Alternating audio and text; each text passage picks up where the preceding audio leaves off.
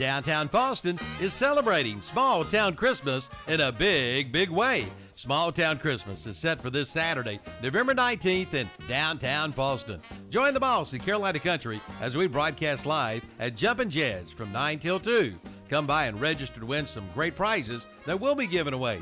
And Jumpin' Jazz will be open that day from 9 a.m. until 4:30. And they are stocked full with Christmas decor and lots of Christmas gift-giving ideas for everyone on your Christmas shopping list, including West Virginia handmade solid wood furniture, 10% off, Billy Jacobs prints, 10% off, and Candleberry candle products, also 10% off. And yes, Jumpin' Jazz will have door prizes every hour from 10 a.m. until 3 p.m.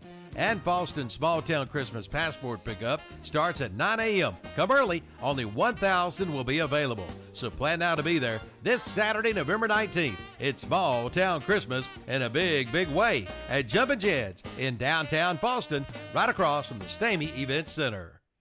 The 30th anniversary sale continues at S&R Auto Sales in Shelby. Come check them out all year long with some great anniversary specials. Find out how easy it can be for you to be one of their satisfied customers. Yes, 30 years ago, Susie and Richie started S&R Auto Sales, striving to give you the best deal possible on a quality pre-owned vehicle. See them today at 417 South Post Road in Shelby, online at srautosales.com. See their page at whatsupshopper.com and like them on Facebook too. That's S&R Auto Sales in Shelby. Don't miss the Black Friday sales event at Future Energy Company in Shelby. Black Friday specials include $300 discounts on the Primo XL Grill. Primo Charcoal, regular $39.95, will be $19.95. Jealous Devil Pellets, regular $20, will be $12.95. 2 packs of Yeti wine cups, half price at $25. Yeti 30-ounce cups, regular $39.95, will be $25.95.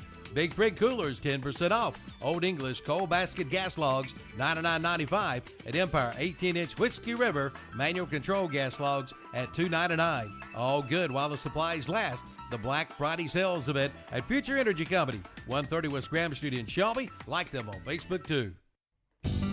Katie Bradley Engel at KBI Real Estate in Shelby is this area's Keller Williams agent. When you work with KBI Real Estate, you're getting a knowledgeable and professional real estate agent. Buying or selling, Katie will take the stress out of your transaction and get you closed. Give Katie a call at 704-472-0133.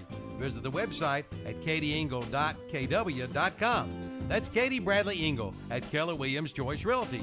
Office is located at 213-1 South Washington Street in Shelby. Like them on Facebook too. Join us for our live Sunday morning church services at 9:30 a.m. on WCSL. It's a live church service from Anthony Grove Baptist Church in Krause. And at 11 a.m. on WCSL, it's a live church service from First Baptist Church in Cherryville. And at 11 a.m. on WHS, it's a live church service of the Calvary Baptist Church in Shelby.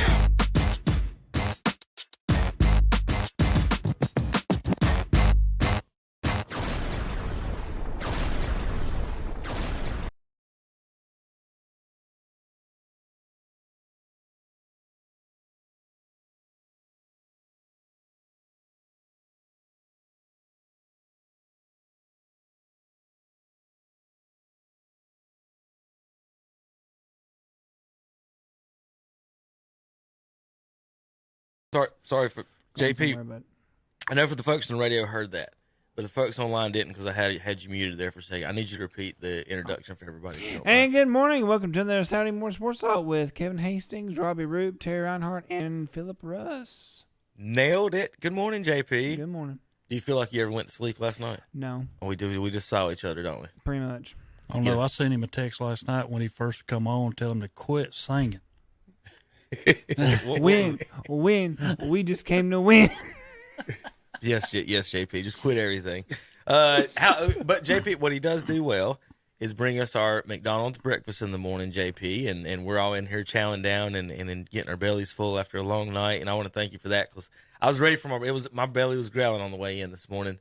JP, I had a sausage, egg, and cheese biscuit. What'd you have this morning? I am waiting to eat my sausage, egg, and cheese McGriddle. McGriddle. Terry, what'd you have? I had sausage, egg, and cheese McMuffin. Phillip? The bacon, egg, and cheese McGriddle.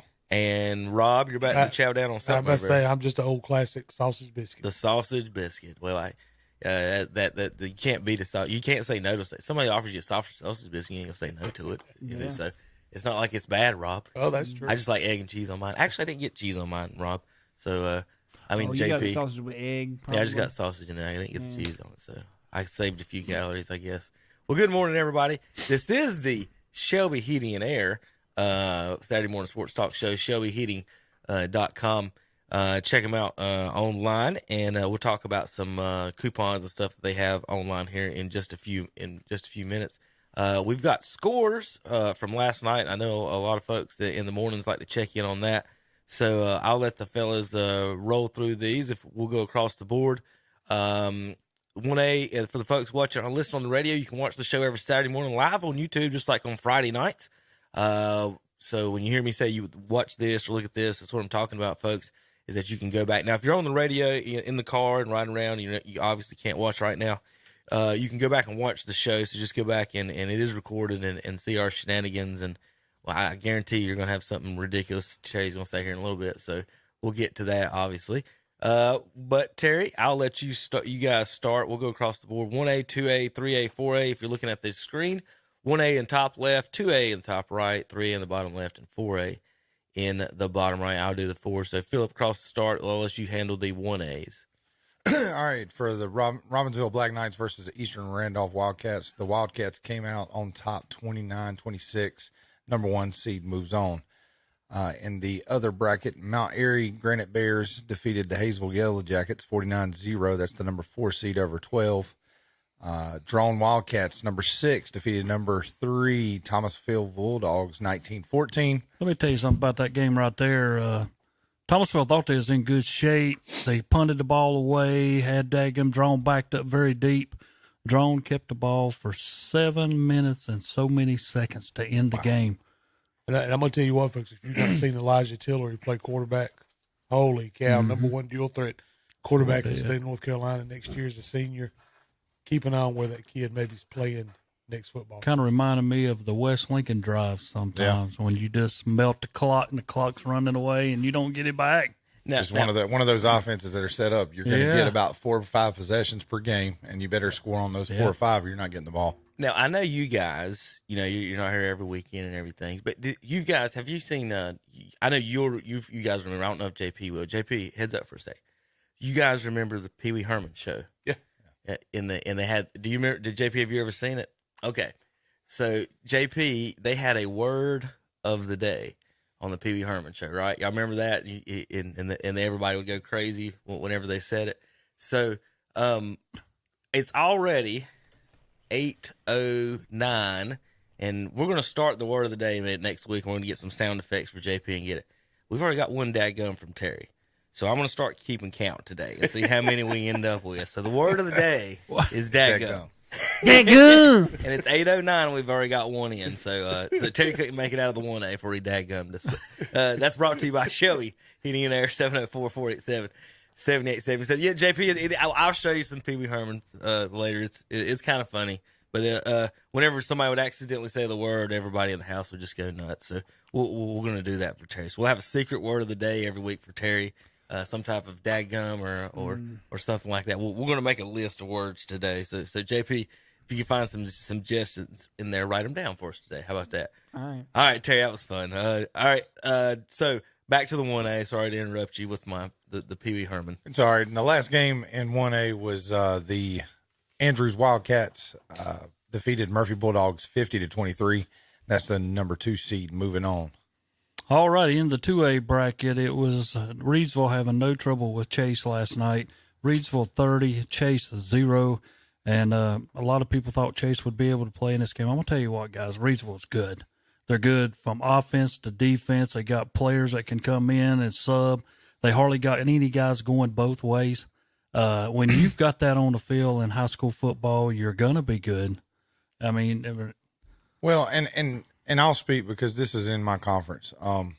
Reedsville, listening to Coach Teague talk about it all week and about the 17 interviews that were posted online. The thing that he kept reiterating was he had 3 games, both Alamance games. I mean, he had some games in the Page game where he was behind. Chase kind of just rolled all year. They put that thing in drive. They never had anything that kind of stumbled them. They never played from behind. They never played backs against the wall, and I think that answered a lot of questions when it came down to seeding. Everybody's like, how are you undefeated an 8 seed? Well, I think they look at, obviously I think RPI plays a big thing. I think that your opponent and who you're facing, Reedsville, year in, year out, plays in a league where they're going to have at least 4 challenges every season. This year, I felt like Chase had a really good schedule. They did really well locally. But then again, too, I think the strength of schedule showed of their opponents, and it came to play in that. I mean, the thing to me, and nothing, hats off to Coach Cogdell, his staff, a great probably one of the best attacks and running game and offensive line. But the difference being is they never had to face a whole lot of adversity throughout the season. It was just show up and play. How different are they if the kid's not hurt? Well, McCombs, I'm going to tell you, like, he got hurt in our game, and I'm going to, they had guys like Brennan Austin, Tavion Derisma. The big kid for them, I mean, I think he should collect a lot of awards, is the Jalen Rudelsel kid. He transferred in from Chesney High School. He started out playing receiver because McCombs was at running back. They moved him beside McSwain at running back, and they thought, well, wonder if he can throw. And then they put him at quarterback, and that read option kind of opened it up. And I'm going to tell you, they're definitely against the Hendersonville team, a couple of their playoff runs. I mean, the Rudelsel kid emerged as, I would say, I mean, he was just the cream rose to the top. If they had the McCombs kid, I think, what you're going to get more hard yardage. Chase was living off the home run. He's the kind of guy that's slow and steady, kind of like the Novocaine for that offense, right, especially in the rushing attack. But, they had weapons. I mean, it's not like Chase went in there with the empty cupboard. Having him, I think, makes them a little bit more multi-diverse on what they could do, being able to have a 2-back system, things like that. But, the bread and the butter was they had a big offensive line up front. They were able to pull multiple guys, make holes, and then they could just give it to anybody. I mean, it didn't matter if it was the Austin kid, and, They fought some injury bugs. I mean, they definitely went into the playoffs this year probably not at 100%. Week in, week out, they were finding new different little things and nooks and crannies in the injury game that they were trying to heal up and get ready for each Friday. But, not to take anything away from them. They had the best team probably in their school's history. I know I saw their principal yesterday was talking about, everybody from now on in that school is going to have to chase this team no matter what they do from here on out. I mean, he pulled out the game ball the first game they ever won out of the trophy case. They've basically redefined and revamped the culture at Chase. And so they have a lot to hang their heads high about today. I think it made overall our county football better. But definitely if McCombs, we wish him the best. That injury that he's got to overcome that, rehab that, and try to get back on college whiteboard so he can get an offer to play next year. And you mentioned the RPI guys, and here's where I struggle with that because, Crest had that game against Oak Grove last week. Well, one of the teams they played was a 1-win football team, where you get your opponent's winning percentage and your opponent's winning percentage. Right. Well, that team, one of the teams that team, 1-win team played Monroe. Well, now you got a led for our Oak Grove team that's getting credit for a team that scheduled Monroe when Oak Grove didn't. So my thought is this: if I'm a what we took 3A for example, I'm putting North Gaston on my schedule because guess what? Every year North Gaston's playing Crest, South Point, and Kings Mountain. Yep. I'm going to get pretty good records out of those 3 teams. to me, they've got to figure out some way to address this system to make it. To me, when I looked at the brackets going into this week, and even the last round, watching South Point and Dudley, who I know they blew Dudley out, but to me, that's still a misseed for a second round matchup. I mean, and you say that. I mean, just like in our conference, we're a valuable opponent that could be, given credit to, because you think, we let off the year with West Henderson. There you go. I mean, they roll through. Then we got Tuscola the next week. Then we played McDowell, and then we played Madison. That's 4 teams that were in the playoffs. Mm-hmm. 2 of those 4 teams were undefeated throughout the season until they met each other. And then West Henderson beat Tuscola. That was their first loss. So when you look at just my 4 non-conference games, I mean, for Hendersonville, for Chase, I mean, that should boost your RPI, I would think. It should. Well, West Lincoln was in the same situation because when we went to play Lincoln, we would have been better off to lose to Lincoln, to have the East Lincoln record come in, South Point's record come in, and we'd have got a better seed than playing Hendersonville in round 1. By beating Lincoln, that got us Hendersonville. If we would have lost, we might have had a Randleman or somebody else and maybe had a shot at being playing at home. But, I sometimes I check and then you wonder. I mean, sometimes you worry about who you play at the start of the year. I mean, and you don't mean this in no bad way to anybody, but should you schedule a Fred T4? Should you schedule a Cherryville? Should you do this? Because if their records are not good at the end of the year, I mean, and not saying that Cherryville is not, because look what they're having to play against in the season. Right. So. But I think if you're like a Shelby, though, that the valuation's there. You realize their RPI is going to help you, because if you're Burns and Shelby and you're looking at your conference and you're more 1A heavy than you are 2A, then like when you load up those, that one year everybody's like, why is Shelby playing AC Reynolds? Why are they playing so-and-so, so-and-so? It's because you can give or take. You can go 0-4 in those first 4 games, but knowing that you got a chance to win your conference, that RPI comes back to help you. So those RPI numbers, the way they do it, what they do not take into account is they're not weighted in any effect as far as 1A, 2A, 3A, 4A in anything. So beating a 10-1, let's say a 10-1 Cherryville team is the same as beating a 10-1 Crest team according to the RPI. Right. See what I mean?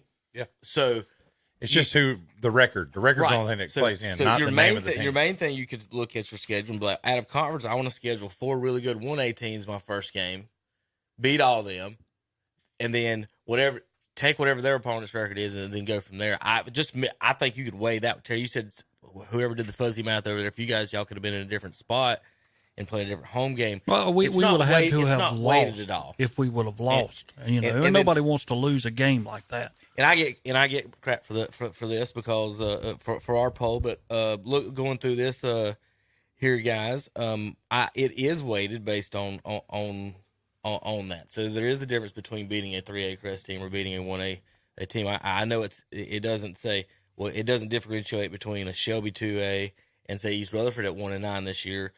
But it does differ. It does weigh it this way. So here's my top 10 right now. All right. So I tell you what, without even looking, can you put in order the 5 teams still? Let's see. Bunker Hill got beat. Crest got beat. Chase got beat. Here's who's left, guys: South Point, Maiden, Kings Mountain, Burns, and East Lincoln. Rob, put them in order that you probably would have them in. Maybe. I tell you what, after last night, I'd probably I'd maybe put that South Point team number 1, East Lincoln 2, Kings Mountain 3, Maiden 4. Who else is left? Burns. Yeah, probably Burns 5th. Okay, so I'd be the very opposite, because I would probably and I go by defense, and I would put East Lincoln number 1. And Terry just on 2? account of their defense. Terry 2? Number 2 would probably come South Point, then Kings Mountain. Even though Kings Mountain's already beat South Point? Mm-hmm. Okay. At this point in the year, that would be me too. Didn't Kings Mountain dominate them? Well, not dominate them. What was the score? I don't remember. 2 touchdowns, I think. What is 2 touchdowns? Something like that. And then Maiden, who lost to Watauga, and Burns, who lost to Watauga. They both lose to Watauga? No, Burns only lost to Shelby. Burns only lost to Kings Mountain. Kings Mountain, that's right. So Burns only lost to Kings Mountain. Maiden only lost to Watauga. So, in our power poll, it's East Lincoln 1, Kings Mountain 2, South Point 3, Maiden 4, Burns 5. So, however any of us put it in there, Now, the RPIs, when you go back, are going to be completely different based on, like I just said, beating a 10-1 1A is the same as beating 10-1 Crest or 10-1 AC Reynolds. Like, you beat AC Reynolds, you get the same credit in the RPI as you did beating who was a good one? Let's see, Bessemer, whatever. They're 5-5, so not them. But East Surrey. So however you want to weigh that. But yeah, all right. So where's you guys at? When We're moving on. Did we get out of the 2A? No, We're not still yet. in the 2A. Yeah. Go ahead. But again, finals was Reedsville 30, Chase 0. On the other game, it was Maiden defeating Bunker Hill 37-14. You didn't get out of the first game, Terry? No. Well, I'm gonna tell you about this second game. The chase breakdown got it. The 2A over here. Yeah, but this second game right here, it's Maiden always readjust. They did it to West Lincoln last year, a close game, then blew them out the second game. I tried to tell the guys at school that's what was going to happen here, and Maiden readjusted and did. Now you make a step up to have to play Reedsville. That's a whole different story. They will match you man for man, speed for speed. You can go play all you want to. Lincoln then found that out a few years back in 2007 when they had to play Clinton. You know, when they can match you speed for speed, man for man, and you cannot get open, the whole game changes. So Culliver and them, hey, be ready. These guys that are against you can stay with you. It will be Burns defeating Salisbury 24-20, and Monroe squeaks by East Surrey 28-23. Moving down into the 3A ranks, it was the Kingsmount Mountaineers getting the late score to get the victory 22-19 over the West Charlotte Lions. East Lincoln all over Ledford 28-7. I mean, Ledford, another team that got exposed because of strength of schedule. It was Crest falling to the South Point Red Raiders in a great football game 21-20. And Eastern Guilford defeated West Henderson 35-17. Really surprised West Henderson didn't put more points on the board with that offense. I would say that's an asterisk game. I would be interested to see how Eastern Guilford plays in the next. I mean, a 23 seed doing what they did against a team of that caliber, that's a I guess you would call that a misseeding, and it would be interesting to see how they do next week. Absolutely. All right, I tell you what, Philip, read the 4As while you're not here often. Go ahead and do that real quick. All right, we got Grimsley Whirlies over top the Independence Patriots 44-36. The Huff Huskies defeated East Forsyth 17-7. Weddington Warriors defeated Northwest Guilford Vikings 35-14. And the team to follow, AC Reynolds, defeated Butler 21-17. The second big Charlotte team they've knocked off from the mountains 2 weeks in a row. That Weddington AC Reynolds game is going to be a fun football game. So that Eastern Guilford team, they started the season 0-3, Philip. Lost to Northern Guilford, Williams of Burlington, and Western Alamance of Elon. I say they were the second place team out of Dudley's. Dudley beat them 51-13. And then I guess Eastern Guilford hadn't had to play South Point yet, right? They've got to take on South Point. They're about to. So they're fixing to drop 70 on them. Get ready, Eastern Guilford. If South Point put 74 on Dudley and Dudley beat put 50 on Eastern Guilford, might be a running clock. Well, I mean, guys, think about it. I mean, it's one of those things. If you've never played South Point, you really don't know how to play them. You don't have much of a chance. Yeah, that's what I'm saying. And then all of a sudden, all the little spots that Crest was able to stop in game 2 that they couldn't stop in game 1, Crest learned from that. You know, and then you got all them guys coming back next year. Crest going to be pretty elite to me next year in Cleveland County. So we just got to put a rule in that South Point has to play everybody locally until at least the 4th round. Right. Just to give everybody a chance. That's it. So, all right, we got to do some highlights from last night for you guys that hadn't seen them. Rob, all right, let's see if we can hit these buttons right. Rob, see if you can hit the computer. And I hope this.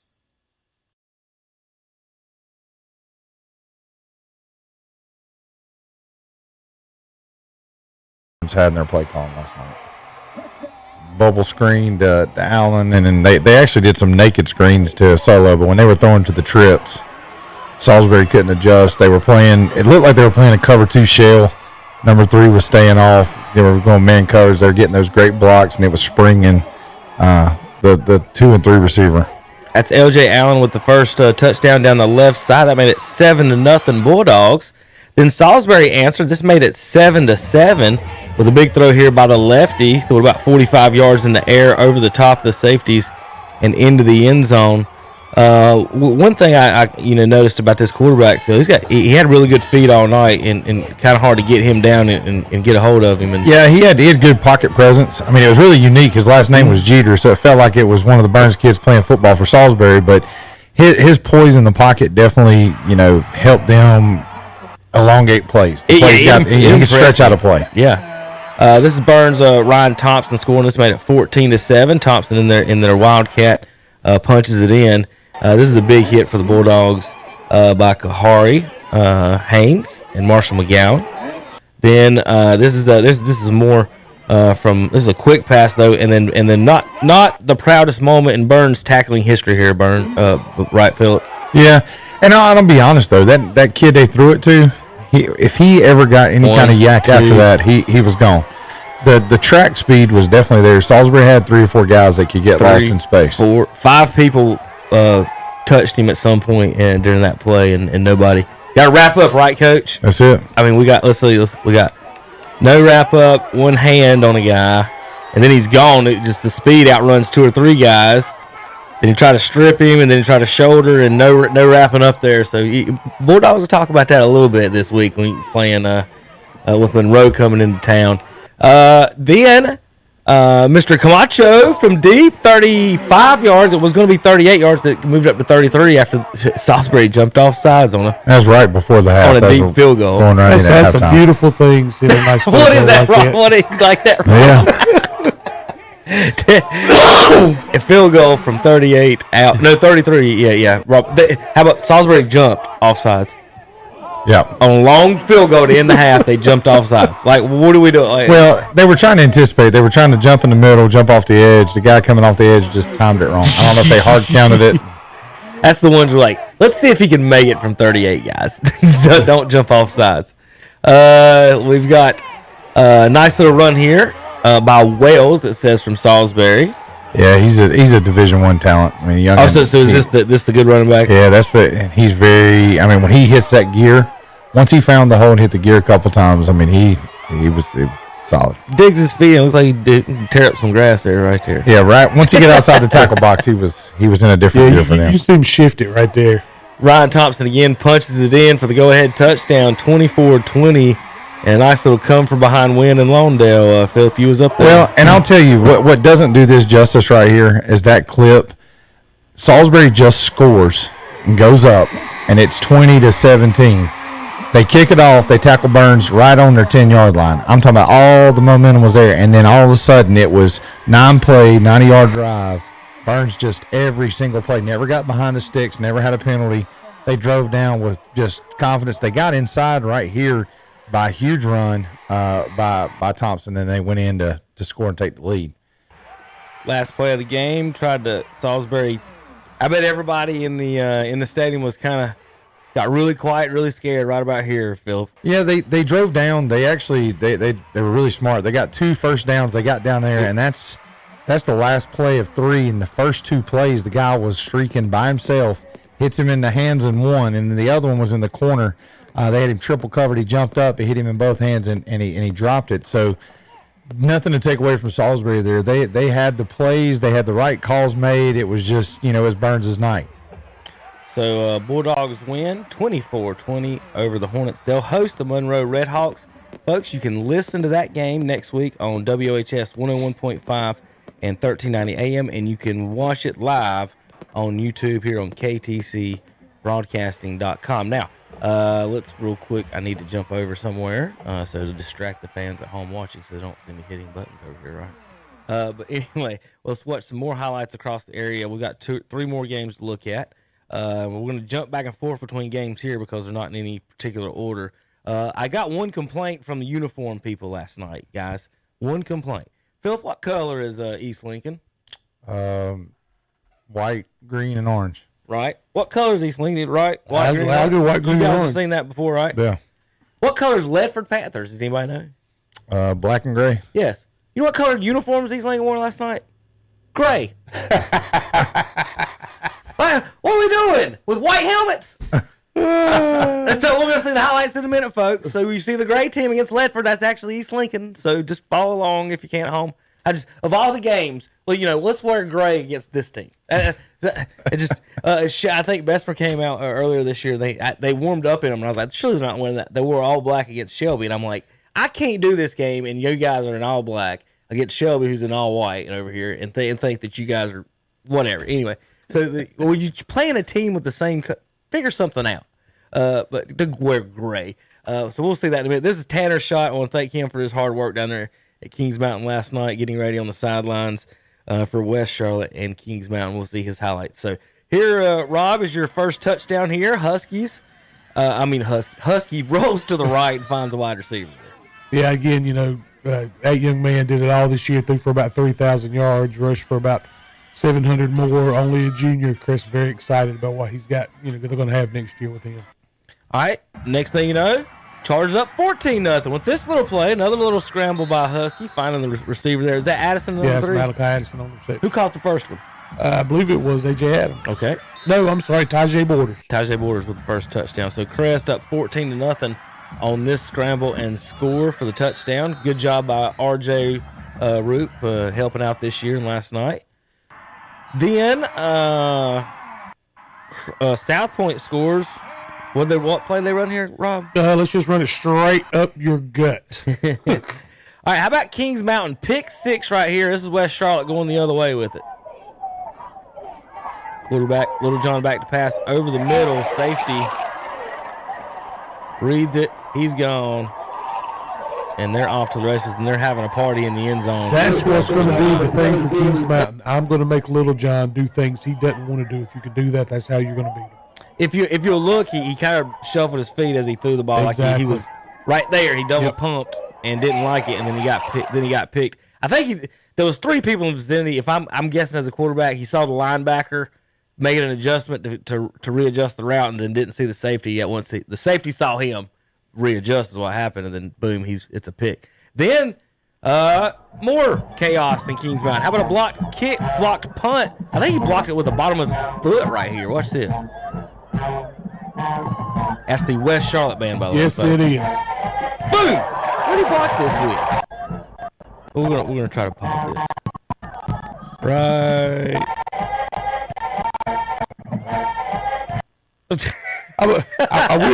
I went Thursday and watched Chris and RS Central scrimmage basketball. That big kid for RS, that's what that looks like he was doing on the basketball court. Look at that. Like he blocked it with his knees. Ball bounced, good fortuitous bounce for the lines into the end zone. So before you know it, Kings Mountain down 12-0 in a halftime. Rob, 52 yards they'd given up and they were losing. Unreal. All right, here's South Point again. Rob, what? That was Blee going around to the outside. What play they call here? You know it's either going to be Blee or Medlock. One of the others got the football. I just keep waiting for you to say option. What play they call? Option. All right, here is your eye trick of the night, and shame on you, Coach Lubowitz and the gang up there. So the gray team here is East Lincoln with the white hats. The white team with the gray helmets is Ledford. But yeah, that is East Lincoln there. I'm not saying they don't look good. I'm just saying don't do that against Ledford. It messes with me. But a little touchdown pass, Mizell. I don't have the number on the receiver there. That's a pretty big receiver over there for East Lincoln. So that put them up 21-0. We've got the highlights kind of scrambled there based on the internet up there. So we'll get to another one of those in a minute. Now this is Kings Mountain going up 12-7. I mean, cutting the lead to 12-7, and then the photographers over here giving him fist bumps. Number 3 is that Teddy Jeffries for Kings Mountain or Caleb Hollis? Either Teddy Jeffries or Caleb Hollis. I think that's true. Nice little touchdown there for. So here's Ledford and East Lincoln entering the fields there. So for the folks that, like I said, the East Lincoln ones are going to be in a different Which order. team's going to be the first where every player has a flag? This is like every time, but every game there's just more and more flags coming out. I'm waiting on the game where every single guy carries a flag out. The funniest flag situation I saw this year was the Bessemer Shelby game at the end of the game, Philip, when they called 2 back-to-back holding calls on Bessemer. They scored on both of them on Shelby, and the buzzer's going off. And Coach, I think short right for Bessemer. He's walking out to midfield yelling at the refs, and every other ref on the field managed to pull their flag, and it was raining. Boom, boom, just landed on him as he was marching out in the field. So whatever he said, They all heard. And I laughed so I was broadcasting the game, and it just looked brain, boom, boom. It was like 5 or 6 flags all hit him as he was walking out to midfield. But would you be happy, Phillip, down 50 and you get 2 back-to-back holding calls on touchdowns, 40-yard touchdown passes? I don't. Holding. Well, I mean, it is what it is, but you're not. There's no 50-point play in the bag, so Right. at that point, I think you just pack your suitcase and get ready to go to work next week.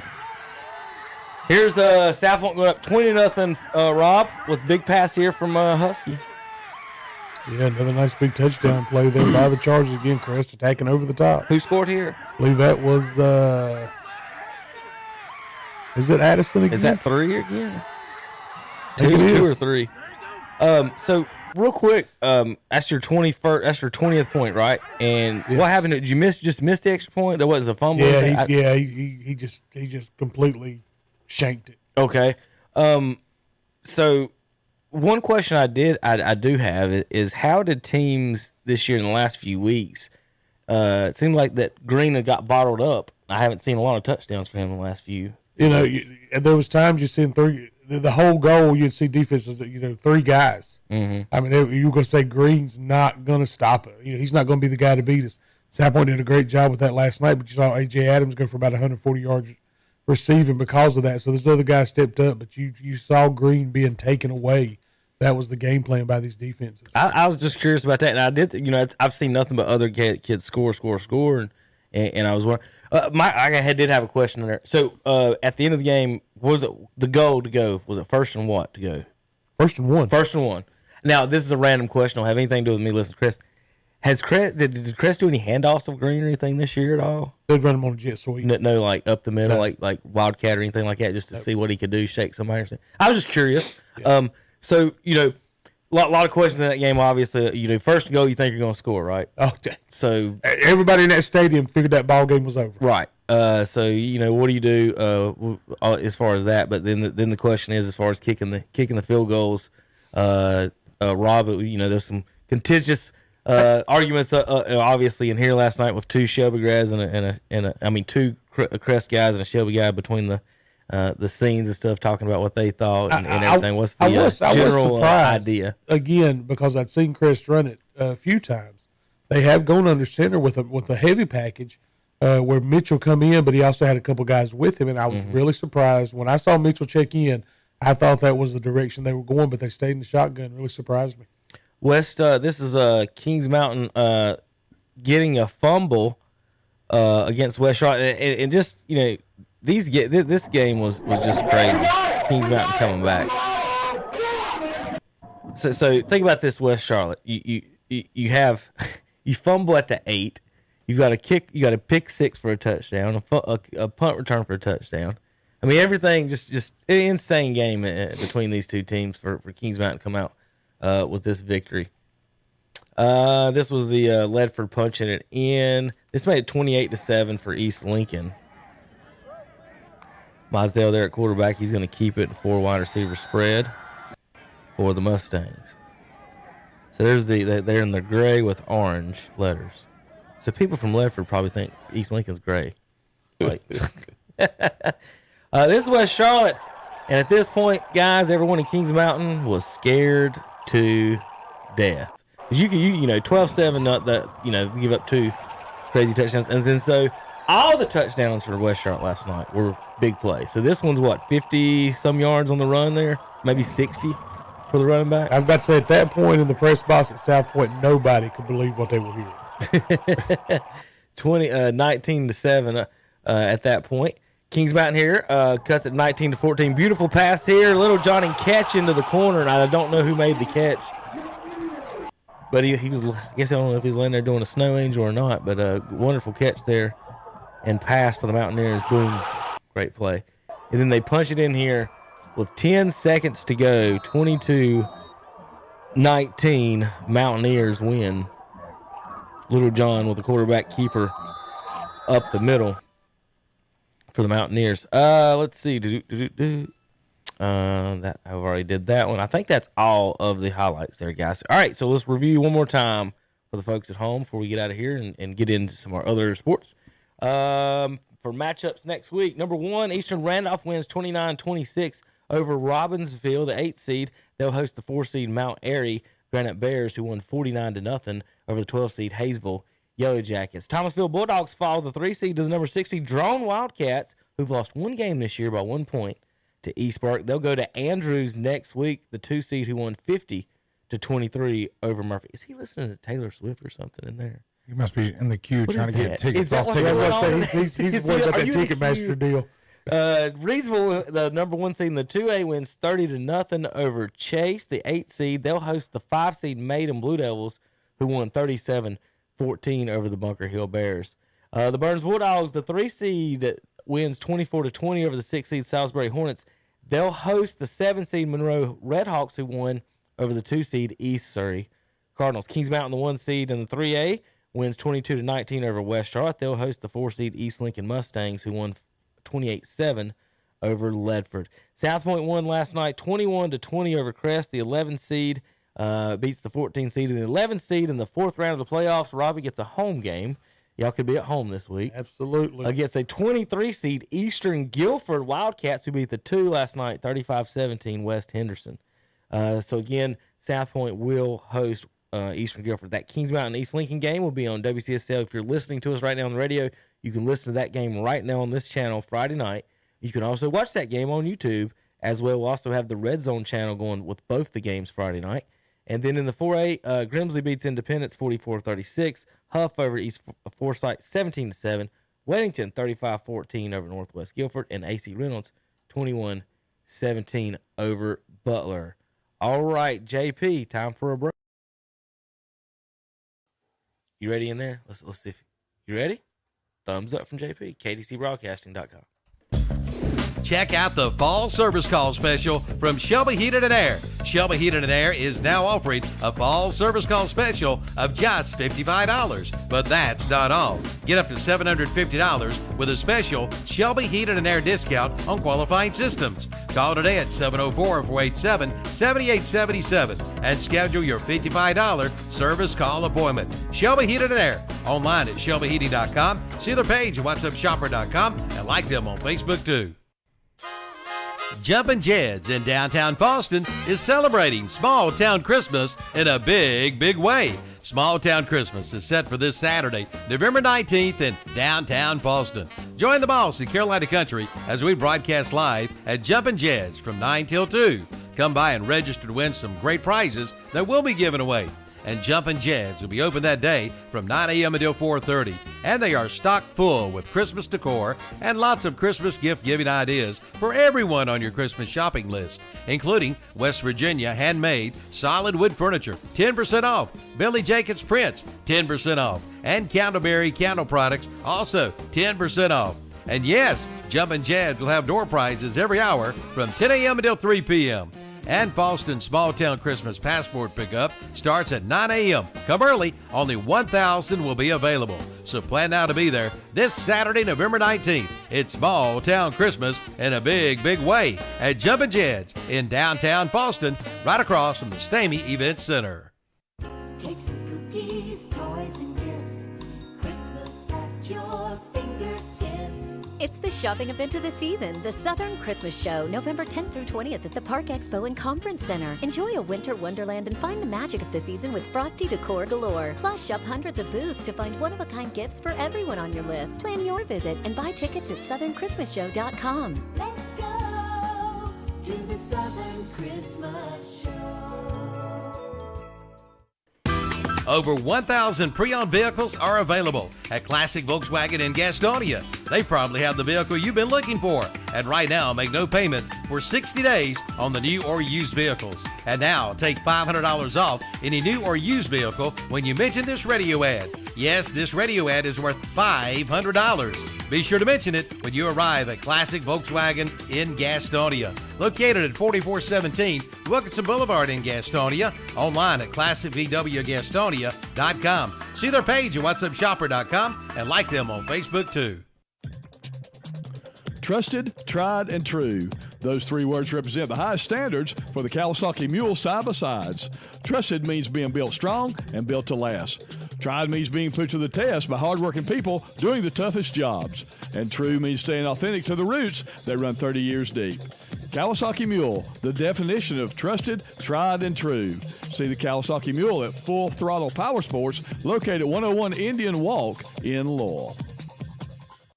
Built upon a solid foundation of cast iron and steel, the Kubota L-Series is part of our under 100 horsepower tractor lineup rated #1 for reliability. They feature powerful Kubota diesel engines and easy operation. The durable Kubota L-Series. Talk to your local Kubota dealer today to schedule a demo.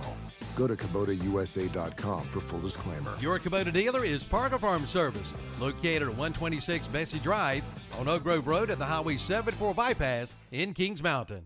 The 30th anniversary sale continues at Essener Auto Sales in Shelby. Come check them out all year long with some great anniversary specials. Find out how easy it can be for you to be one of their satisfied customers. Yes, 30 years ago, Susie and Richie started Essener Auto Sales, striving to give you the best deal possible on a quality pre-owned vehicle.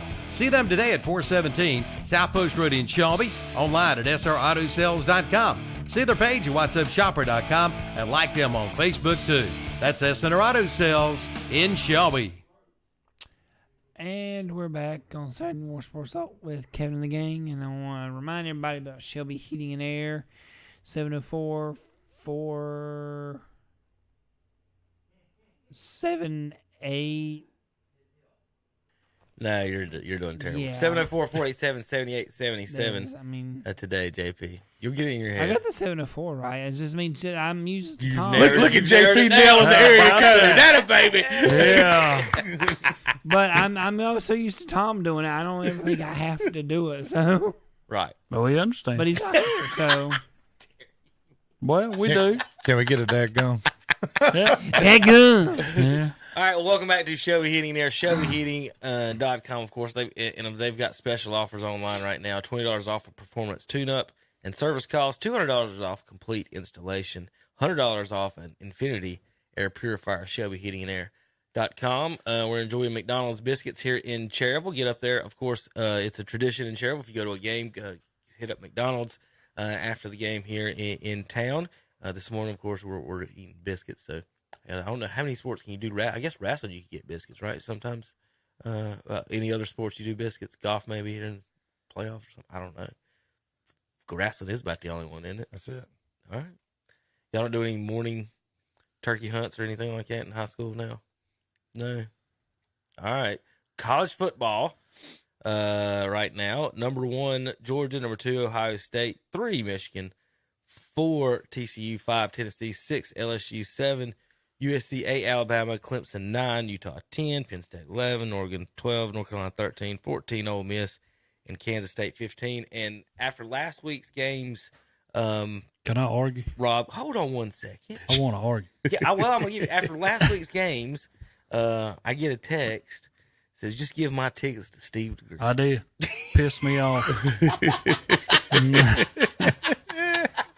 I did. Terry has no Wolfpack stuff on right now. Mad. He's wearing a Wisconsin hat on. This is for wherever Tom's at right now. He's wearing a Wisconsin hat. That's right. And he got no state gear on. And he texted me as soon as the game's over. After losing to Boston College, Terry. Well, I'm so aggravated. Just give my tickets, Steve. Here's the difference. Let me. This is what I want to argue about. All right, go ahead. Here's your deal, and guys, y'all know as well as I do.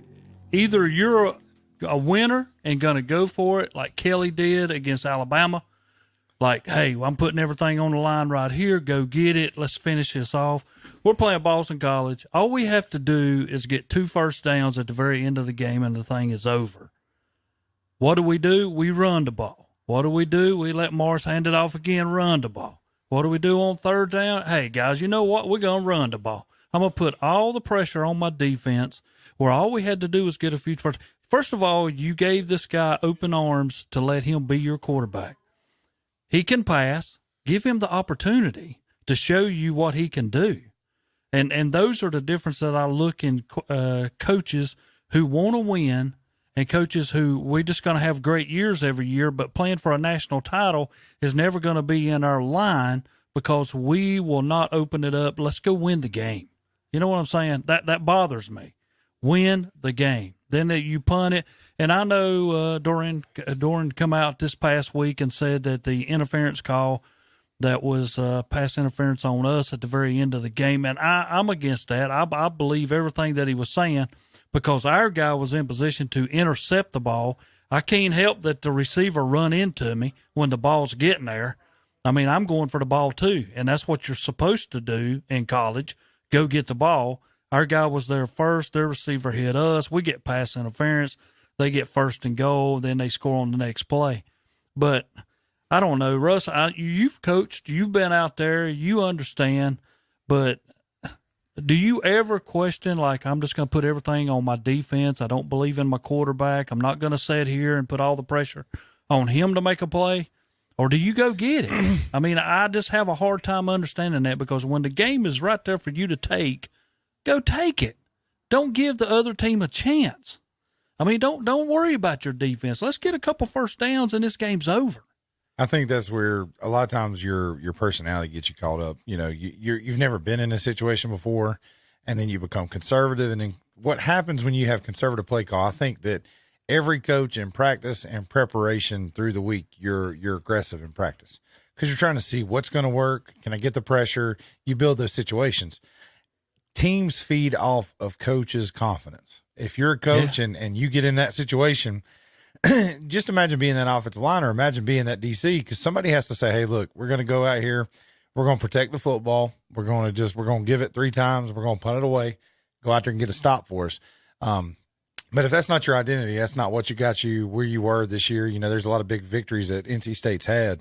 I think when you get in that situation, you kind of send a message to your team. You send a message to your offense. I mean, I think it's a lack of confidence or just a superior conservative mentality of ball control. We're gonna do what's safe for us. We're gonna say that 3 plays is gonna knock off 2-3 minutes off the clock, and then we're gonna punt it away and just hope we can play defense. But I think then you put not only just your defense, but your defensive coordinator has got to step up. And if you don't have that guy that you can trust, like if it was flipped and it was in Carolina and you've got Gene Chizik sitting in the box and he's a proven head coach, I think if you're Mac Brown, you can probably get away with being conservative. But if you're Dave and you've got a guy up there in the booth that's not got that many years under his belt, or you're putting the game on the line in his hands, you're really playing with the chips in that situation, and it didn't prevail to help them in. Well, the thing that got me is they punted it away. Boston College gets it with a lot of time, of almost 3 minutes to go. Well, you got plenty of time. There's no rush here. Right. But the defense is out there 70 yards. I mean, yeah, your defense has been elite all year, but they haven't gave up much. I mean, even when giving up 21 points in college is not much. Right. I think every team that's in it has a shot to win. Right. If that's all you're going to give up. But, you know, I put our defense in a tough situation, and we end up getting beat by Boston College. You know, we should have put a couple things away earlier in the game that we let Boston College just hang around. I mean, there's another thing as a coach, you know what I'm talking about. When you get up on somebody, you finish them. You don't let them stay in the game. You know, if you got a field goal to kick the field goal. Don't go for it on 4th down or whatever.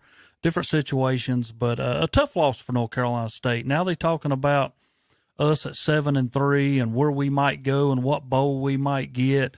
I mean, they're talking about us coming down here into Charlotte or us going to the no turnaround bowl or whatever kind of bowl that we get. Maybe you can get a vacation at Myrtle Beach. Go down there to Coastal. Tell you what, after this state talk, let's talk about let's talk about a real college football team. What college football team? I walked down the hall. This happens to Terry every time. I was like, I come back and I was like, wait, he'll still talk about NC State. Yeah, well, I'm so aggravated. I could talk about them all. Okay, yeah, let's talk about a real football team now. Can we discuss the Duke Blue Devils? We just talked about the 4th place team in the Atlantic Coast Conference Atlantic Division. For about 3 minutes. Well, now Robbie wants to talk about wait a minute, the worst football program not named Vanderbilt. How about this? Let's just pull a grenade, and where the grenade lands and explodes, let's talk about 2 local teams. Limestone going to West Florida today to play in the Division II first round of the playoffs. That's right. Yeah. And then in Bowling Springs today, we have the Big South Championship between the North Carolina A&T Aggies and your Garden Web Bulldogs. I will be on site on campus at that game, courtesy of Coach Trey Lamb. There you go. Really believe in what he's doing, what he's building at Gardner-Webb. His staff. Probably the biggest game at Gardner-Webb since they host a playoff game before they went to this division level, I think. Yes. And then I'll tell you, they had it on ESPN yesterday. I think this might be one of the most interesting local games that if you're not have local interest in it, you probably wouldn't follow it being a noon kickoff. But coming into the game, A&T is probably the most, I guess I would say, evenly based. They're averaging 190 plus yards in the air and on the ground. Gardner-Webb comes in, they're heavy in the pass. I think they were 236 or 235 average. And then they're about 140, 130. But, having that matchup coming in, both of them being undefeated in conference, really expect what I think you'll see coming out of the game for Gardner-Webb. They're going to start early on with Gaither. They're going to give them a couple runs. They like to plug that, but then they get Fisher in a lot of play action rollout. That's going to be efficient for them. It's not going to be relied heavily on Gardner-Webb's defense. Their offense is that's their ticket. Coach Lamb staff, one thing I'll tell you, like we went on a visit early on in the year. He has probably the youngest coaching staff. When you said that, because I led in with Limestone, you have the youngest coaching staff at Gardner-Webb doing big things. And then over on the Limestone front, you've got Coach Fury, and he's got nothing but ex-NFL. Right. I didn't even know this. Jericho Crotchery, big-time receiver in NFL, is now coaching at Limestone. So I went to the game where Gardner-Webb hosted Limestone. Limestone came out as a Division II program, brought 110 players on the field.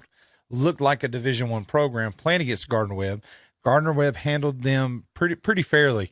And I'm going to tell you, like every game this year that Gardner-Webb has been into, they handled Campbell. I thought that game last week was going to be a tough one for them because Campbell had played in some tough situations.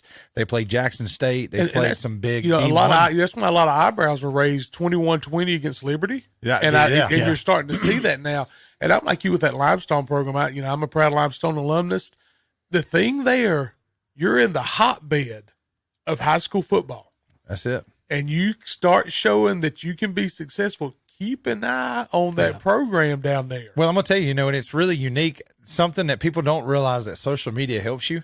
He went viral week one of training camp for I don't know, they were dropping a mic and they do all the lights in the locker room and he was dancing around. He went viral nationally where Limestone got put on the map. I mean, everybody in the country was talking about, and that's what kind of started the movement of college coaches and TikTok and using those. And, for him to jump in there, because it was like he did it and then Shane Beamer at South Carolina did it. And what kind of stir that happened where, when they went into, I think it was Kansas or Kentucky. They went to Kentucky. And he was like, yeah, you can't put sunglasses on and dance and get a win. And then Shane Beamer goes in there with the Gamecocks and gets the win. It shows you that sometimes outside the box can get people to come inside the box and play for you. Robbie, have you noticed any familiar names there on that? I'll be honest. So we talk about bad vision. Do you know who the leading receiver is for North Carolina A&T? Burns Bulldog, Kendrick Leslie's son, Zach. Absolutely. Zach Leslie. 31 catches, 522 yards. The Bulldog comes back to try to beat the Bulldog. He's got 4 touchdowns. And he was just invited to one of the big top-tiered Senior Bowls. To be able to go to compete. Robbie, you going out there today? Or Phillip, y'all going out there today? Yeah, my recruiting coordinator, and my defensive coordinator are going to go on site and take in the game. Okay. Coach Lamb hooked us up with some tickets. So. I think Steve said he was going. Yeah, I think Steve said last night. I think. And so I know Shannon will be out there. I tell you, the 2 games of interest, if you look at their schedule right there, the Campbell and the Charleston Southern, both of those games kind of show you that we're looking at. Those are 2 conference opponents, and that's going to be 2 of the top-tier teams in that conference. And when you look at that breakdown differential, that shows you that we got 2 even teams playing for a conference title. I mean, it's not just one's coming in shining. Because, honestly, A&T, I was talking to an alumnus at our school, can't stop the run. I mean, they struggle with the run. They can put up points, but their run-stopping defense is not as big because they gave up. They couldn't stop Buck Sweep when they played. This was one of the other HBCU games they played. It was either I think it was North Carolina Central. They couldn't stop Buck Sweep, and that was what Central made their bread and butter off of that whole game. Now, if they win the conference, they guaranteed a spot in the playoffs, right? Are they guaranteed a home game? I don't know because I don't even know how that fans. I'm going to be honest. We were talking about that, and I don't know if you've paid a lot of attention being in Limestone with Limestone joining the SAC. So Mars Hill, Newberry played for the conference championship. Newberry wins the conference championship. They take number 4 Wingate and number 6 Limestone out of the conference to the Division II playoffs, and that's based off RPI and strength of schedule. And they didn't take the number 1 or 2 team out of the SAC. So I don't know how they judge in FCS or how they did it in Division II football. It's not like the Division I FBS. Like, if you win, like a great example, when that Ohio State-Michigan game happens, all you got to do if you're Tennessee is you just got to play smart, safe against South Carolina, get that win, and then I feel like you bump in. TCU still got their conference championship game. Like, those are games that are going to severely affect that college football playoff, but it's done the right way and it's measured the right way. Yeah. These other levels, they're just kind of, they're having issues where they're having all kind of like, they're going to have a lot of December board meetings where they're going to go in and try to figure out some of these pieces in the off season. All right, guys. In Division I, let's go with there's your rankings now as far as your playoff rankings for you folks at home. The one on the left is your playoff. The one on your right there is your AP. I want you guys, I got to run down the hall and grab a file to bring down the hall, unless I may have it on my desktop. Let's see if I actually brought it. I did not. So what I wanted you guys to look at is I want you guys to name, each one of you, who will be, in your opinion, the Final Four at the end of the season, and discuss amongst yourselves. So, Rob, I'll let you go first. Your Final Four that you think will make it, not you should, could, whatever, that you think at the end of the day, these are going to be your Final Four teams and what the committee's going to do and all that other goodness. It's interesting, guys. I keep hearing the argument being made because it's not happened that they're looking for a reason to have two Big Ten teams this time. The SEC's gotten there too.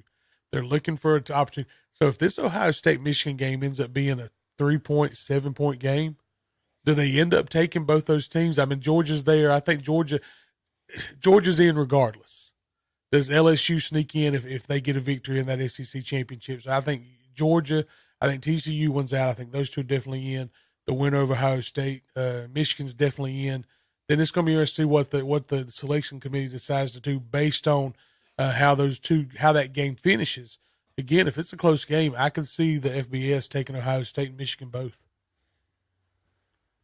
Well, I think at the end of the day, what was shown in the Tennessee-Georgia game, I think Georgia finds themselves in the Natty, winning the Natty.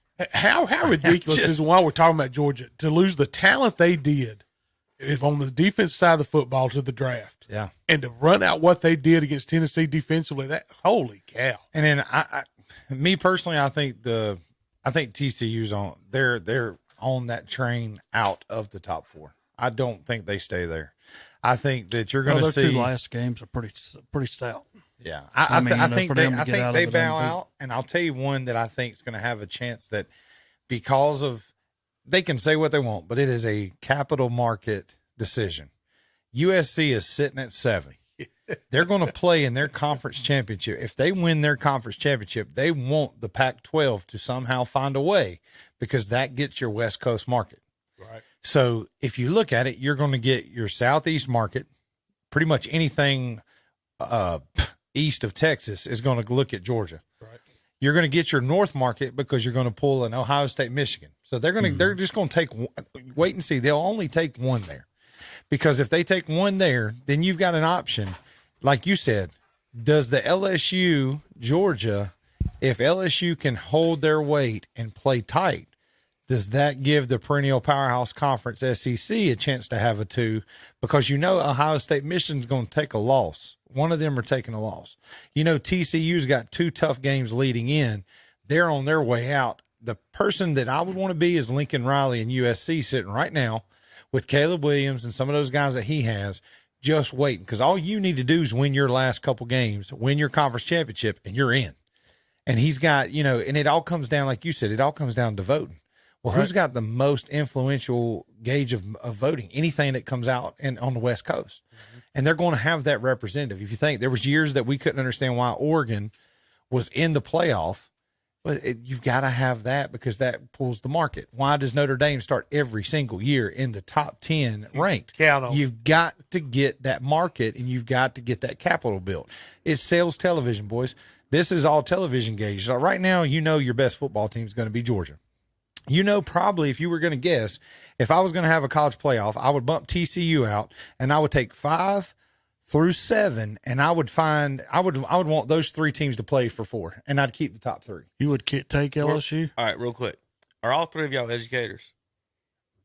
Yeah. Right? Yeah. Did any one of y'all name the top 4 that I gave y'all as y'all's assignment when I went down the hall? Yeah. No. Who was your We're just still discussing. We're working our way So through that Rob, who was 4. your top 4? Yeah, I'll take Georgia, Okay. Ohio State. Okay. I think TCU wins out. I'm going to keep TCU in that top 4. All right. And I'm telling you what, Team 4. See, again, I go back to if Ohio State, Michigan's a close ball game. I think Michigan. I'm going to go Big Ten. Georgia, Ohio State, Tennessee, and USC. Phillip? I think you go Georgia, Ohio State, TCU, and USC. There's a lot of dang football left to be played. Okay. Can you click on TCU? Who's their last couple opponents? Just give me a second because I got a couple points and questions to get to. But yes, TCU is one of the things we was going to. Couple of questions. And this is as a non-college football lover. This is why I hate the sport, because we all sit here and discuss what looks the prettiest in their schedule, not who deserves to be, who earned it, who won it. Should any team that does not win, Terry, their conference championship be in the Final Four? Correctly, not. So None Terry's of them and should. I agree. There's only 5 candidates. That's it, and there shouldn't be nothing else to discuss. But see, I'd and put one of 2 in them's out. there. And then Terry went and put 2. That's what I'm saying. That's what I'm saying. I just don't see. You did it based on but you did it the correct way based on what voters might do. Yeah. But in both of our opinion, we only think the 5 conference champions should be eligible. Again, this is why we That's need it. playoff expansion. And there should even be no discussion because no second place team, That's why in I my say- opinion, should ever earn it. And then in college football, we have to discuss these weird things. But And that's it's why I silly. said number 7. If you're Lincoln Riley, you're sitting exactly where you need to be because you're going to play for Right. your conference championship. Right. So Phillip, you did the most mathematical. What was probably going to happen? He did. He nailed it. Is what I think was going to happen. Is that it'll be Georgia, Ohio State, or Michigan, whoever wins that game. At TCU, USC, and then Carolina gets the shaft. Because Tennessee, my deal is this: I don't think LSU Clemson. should even have a chance. No, I don't either. I mean, they got a chance on kind of going to play for their championships I against think if they Georgia. win the SEC, they've eliminated Oh, the I SEC. know. Even if you beat Yes. And the other Georgia, 4 Yes. get in. No SEC in the final. If the ACC Well, Georgia, has yeah. competent officials, we're not even talking about Carolina because Duke beats So them. if LSU beats Georgia, Terry, is Georgia in the playoffs? See, this is yeah, this is where they the SEC, definitely in. the SEC. Why would they not have a meeting? Us 4 sit in a room, turn the lights off, and go, guys. but see, LSU's got to win this game, that's the reason why I can't. and we even- both make $20 million. How we're Why not do the- sure they don't. That's what I'm saying. But I'm telling you, There's that's no way they don't do that. the thing that people still include Tennessee in the mix. What happened in Athens is enough to show that they did not deserve to be there. Well, exactly even right. if they They were make exposed. it should never come up. It should be 1 against 4, and number 4 Yeah. should be Tennessee. That should be the game that you're going to have to play again for you to have an opportunity of going back. I mean, that's just to me how it would have to be. It shouldn't be where Georgia's number 1, then Tennessee's a 2 or 3, where you're going to have a matchup between the SEC. It should never be like that. I just, I mean, Carolina didn't get no praise for winning last week. They jumped 2 spots. right. Carolina's got 2 games left. There's no way Carolina can bump all the way up in that top 4. Even if they go beat Clemson, I don't think they jump up in that top 4. For years, Terry, and every year we start the season, I always say, Terry, if North Carolina loses 1 game, can they be in the national championship? The answer is always There's no. always no. If Clemson loses 1 game, can they be in the national championship? Yes. We are discussing whether an SEC team can have 2 losses, whether they can be in the top 4. Yep. Think about how ridiculous this is. And as a non-fan, for the college football fans, you guys eat it up and spoon. Yes, this is what we do. But for non-fan fans, I'm like, how is it fair at all? How is any of this fair? Well, let me ask you this: So TCU, they finish up in I the have no last reason they 10 shouldn't be. years, how many teams have been undefeated that have deserved to get in the playoff that didn't? That's the only I don't thing that know. you've got to be scared if you're TCU. That's right. You could finish undefeated and a Tennessee, LSU, or USC jump ahead of you. And I'm telling you, it goes on that vote where they have all those people in the room. Texas, their name is Texas Christian University, right? Yeah. If Texas is 10-0, are we arguing? If Texas, they're probably sitting at number 1 right now. Is 10-0, are we arguing? But the word Christian University, not the word Christian as in for you Muslim, whatever it is, it's just not Texas or A&M is my point. Because the same with Clemson. They don't move the needle. They don't move that TV needle. What is the capital for a horned frog? You know, let's say if you went to, I don't know what even. If you went up to Vermont, Vermont, or you went to Montana, or you went to New Mexico, and you say Longhorn, what college is the Longhorns, right. or what college is the Horned Frogs? The difference is it's brand awareness, it's capital, it's TV ratings. And that's what it goes Horned to. Frog will whip a Longhorn. Because I'm telling you right now, like a New Year's Six, that's fine. It makes everybody at TCU happy. It makes everybody in that little small fan base extremely pumped. But guess what? You put a Tennessee, my God, there's country music songs right now singing about Tennessee. Tennessee has one good football year, and now we've got 17 songs with them in it. Yeah. I mean, you know what I'm saying? They're blowing it up. I mean, which one's going to get you more viewership? Yeah. And really, when Georgia and Tennessee played, that was not a game. No. Georgia dominated the And they whole can game. say it's because of the rain. I think if you line that game up 10 times, Georgia comes out on top. I agree. That's Yeah, a nasty. we'll go play it in 9 the out of dome 10. somewhere and That's Georgia it. rolls them. So Yeah. basically, the arguments you're going to hear in the next few weeks is you're going to hear some whining from the Ohio State or Michigan crowd about how they're better than TCU. That's going to be the talk for whatever that is. And If how they they're lose, better how than far do they USC. fall? Who? If TCU loses, how far do they fall in these rankings? 12th? How about they drop They out fall of the top at 10. least. They do. It's They not- drop out of the top 10. But they would. Yeah. So say they lose one game, they still in their conference If they championship playoff lose game. today, they fall from 4th at least to 9th or 10th. But they're still Yeah. playing for the conference championship. Yeah, if they win, does that show it the does weakness? not mean a thing. don't So that care. shows how weak Yeah. the Big 12 is viewed in Yeah. the scheme of things. It will be for nothing. So here's how it's viewed, Philip. And you're an Alabama fan, so you know this. So let's say Vanderbilt messed around and won the SEC this year. They would say it's a down year in the SEC. Right. Alabama wins it, strongest league in the nation. Right. Carolina wins the SEC or state, Terry, down year in the ACC. Clemson wins, strong year in the ACC. It's all about that, and that just drives people like me away from it. Who's an Appalachian fan? You know, we just want in the dance. Yeah. We want to fight. Then see what happens. That's Right. all we're asking for is a chance. If I'm at though, run. I don't ask for college game day anymore because since they showed up, man, it's we been had kinda rough. see Rob, what you missed. It's about the party. Okay. I guess the party. But then when you realize who you beat, and they're not too swift neither. That is, yeah. it's about the party, Rob. Yeah. It's not about the. Hey, Yeah, if that there's one overall per- record hey, of them if was there's not one- good. one person I don't want to be today on November, whatever today's date is. Today's the 19th. I don't want to be Jimbo Fisher. You are exactly right. I don't want to be him today. Tom Turkey. Tell you what. Are they firing Jimbo today or something? No, but goodness, they're eating. But They're going to eat a lot of money. Here's the watching thing, that. though, when they decide to get, imagine the money he's already getting from Florida State. Well, Yeah. Florida State said we got enough. Texas A&M kind of heading that same direction. Hey, we've had it. Well, here, Jimbo, here's another big check. We need you to move on. Man, that's a great gig if you can get it. Just put him on TV. Let him talk. That's exactly right. I mean, it's weird watching the Maction on TV, and you got Dan Mullen in the box, and you're like, well, he was at Mississippi State, now he was at Florida, and now he's on TV. Well, we're gonna get so ACC guys. You know, Robbie was wanting to talk about your Duke Blue Devils there for a minute. Let's not talk about them, but we'll talk about the Tar Heels and the Clemson Tigers. yeah, that Tar Heel team that got ripped off those Blue Devils. Let's Now, talk about both that of these now. teams got beat by Notre Dame, who got beat by Marshall. Notre Dame is ranked 18th behind both of them. Clemson's ahead of North Carolina. Who do you got? Can the Tar Heels, with Clemson's offensive woes the past maybe few weeks, can the Tar Heels outscore the Tigers in this championship game? I think they can play. I'm still, even sitting here right now, I am not a May believer yet. I just don't know that he's faced a defense that Is he the leader for the Heisman right now? Well, and that's what everybody says, but I mean, like you just said, Carolina's the top of the ACC. It's a weak ACC. That side is. You see what I'm saying? I Like, mean, that's really, what, that's that whole what, side is weak that's what they say. that they're playing against. So yeah, no, who I you mean, pull for? In what game? You're a Duke fan, aren't you? No, I'm Alabama. But you pull for Alabama, and you're one of those. Terry's a State fan.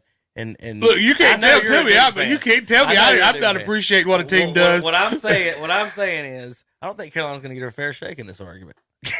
Well, no, but like I'll say this: do they have weapons? Downs is probably one of the most influential player in football. What Carolina has done, there for about a 2-week span, you were saying so and so out for the season, so and so out for the season. They lost. That's right. They lost like 5 or 6. I mean, locally, was it Kobe Pacehour doing great at playing receiver, but the Downs kid's amazing. The May kid, what he's doing, great. But my piece of it is they're doing a lot with a lot of limitations. To me, for Carolina, it ain't got anything to do with offense. It's what Gene Chizik shows up in the box. Exactly right. If the right Gene Chizik shows up in the box, Carolina can play with you. If it's one of his off games, Katie bar the door and watch Dabo get to pump his fist and jump up and down and be excited again. I really feel like in that situation, in that game, it ain't a Drake May. What can he do? It's going to be what can Gene stop. If the woes continue with Clemson and the defense steps up and you get, was it Power Nichols and all the, Storm Duck and these really cool names, those guys have to have their career day. They win a conference championship. Carolina then kind of solidifies themselves. I think in that game, you want to tell me that he's a top front runner. He's not just getting the invite to New York, but he's got a right to sit on that front row and be up for the Heisman.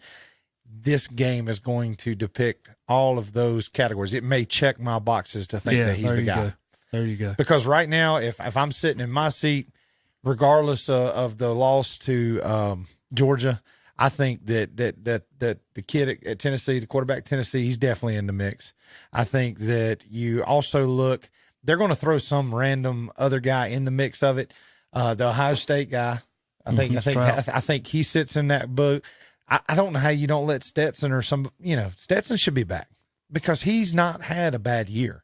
He's just been undershadowed because of all these other breakouts. Mm-hmm. I mean, Drake may go out against a Wake Forest and he may throw for 400 yards, but that's Wake Forest. Stetson goes out and throws that same number, maybe less, 90 yards less, but against a Tennessee team that's nationally being renowned as this is their year. I mean, you got that guy year in, year out. And you're like, okay, but then you got a guy that's in the ACC, and like you said, it's a very weak side Coastal Division. Here's my thing with May. I don't think he deserves to win it. I think he deserves the trip. To be in the room. I think he ought to be in the room. He deserves to get the interviews, have his parents talk to, all the stuff that comes with being nominated. Yes. But I don't think he should win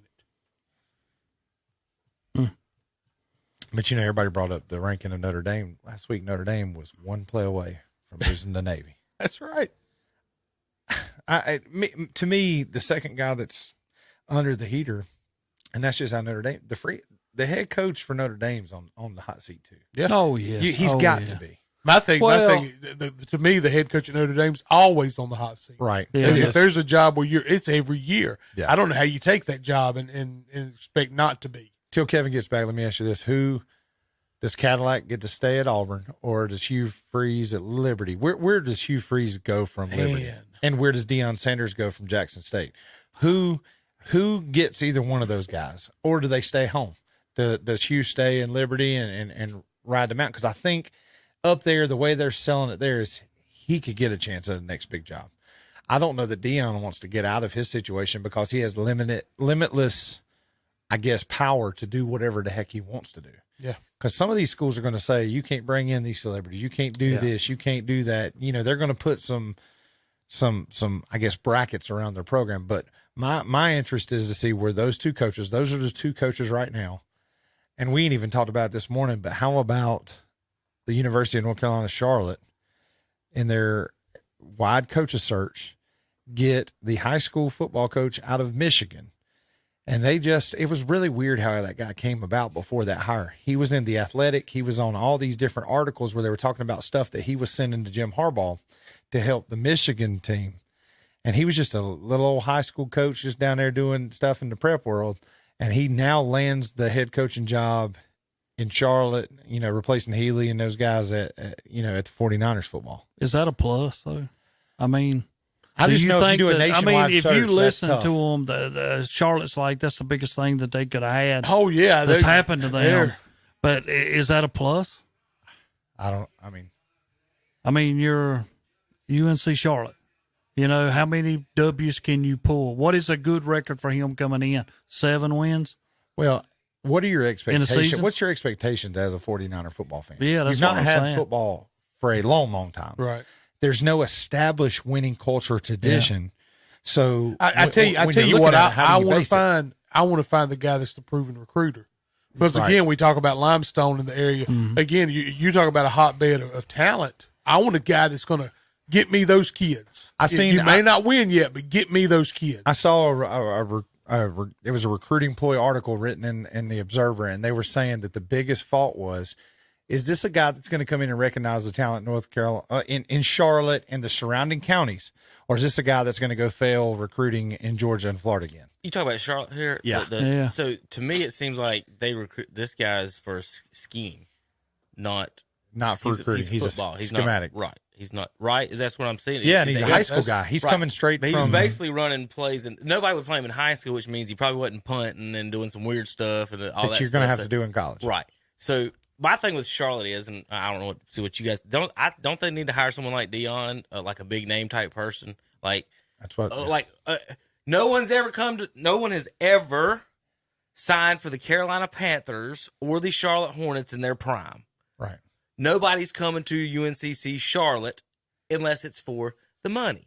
You have name, image, and likeness now. Use it. That's your chance, Charlotte. That's just your chance. You need a big name and name, image, and likeness. You got the money in the state. You got your banking guys right here.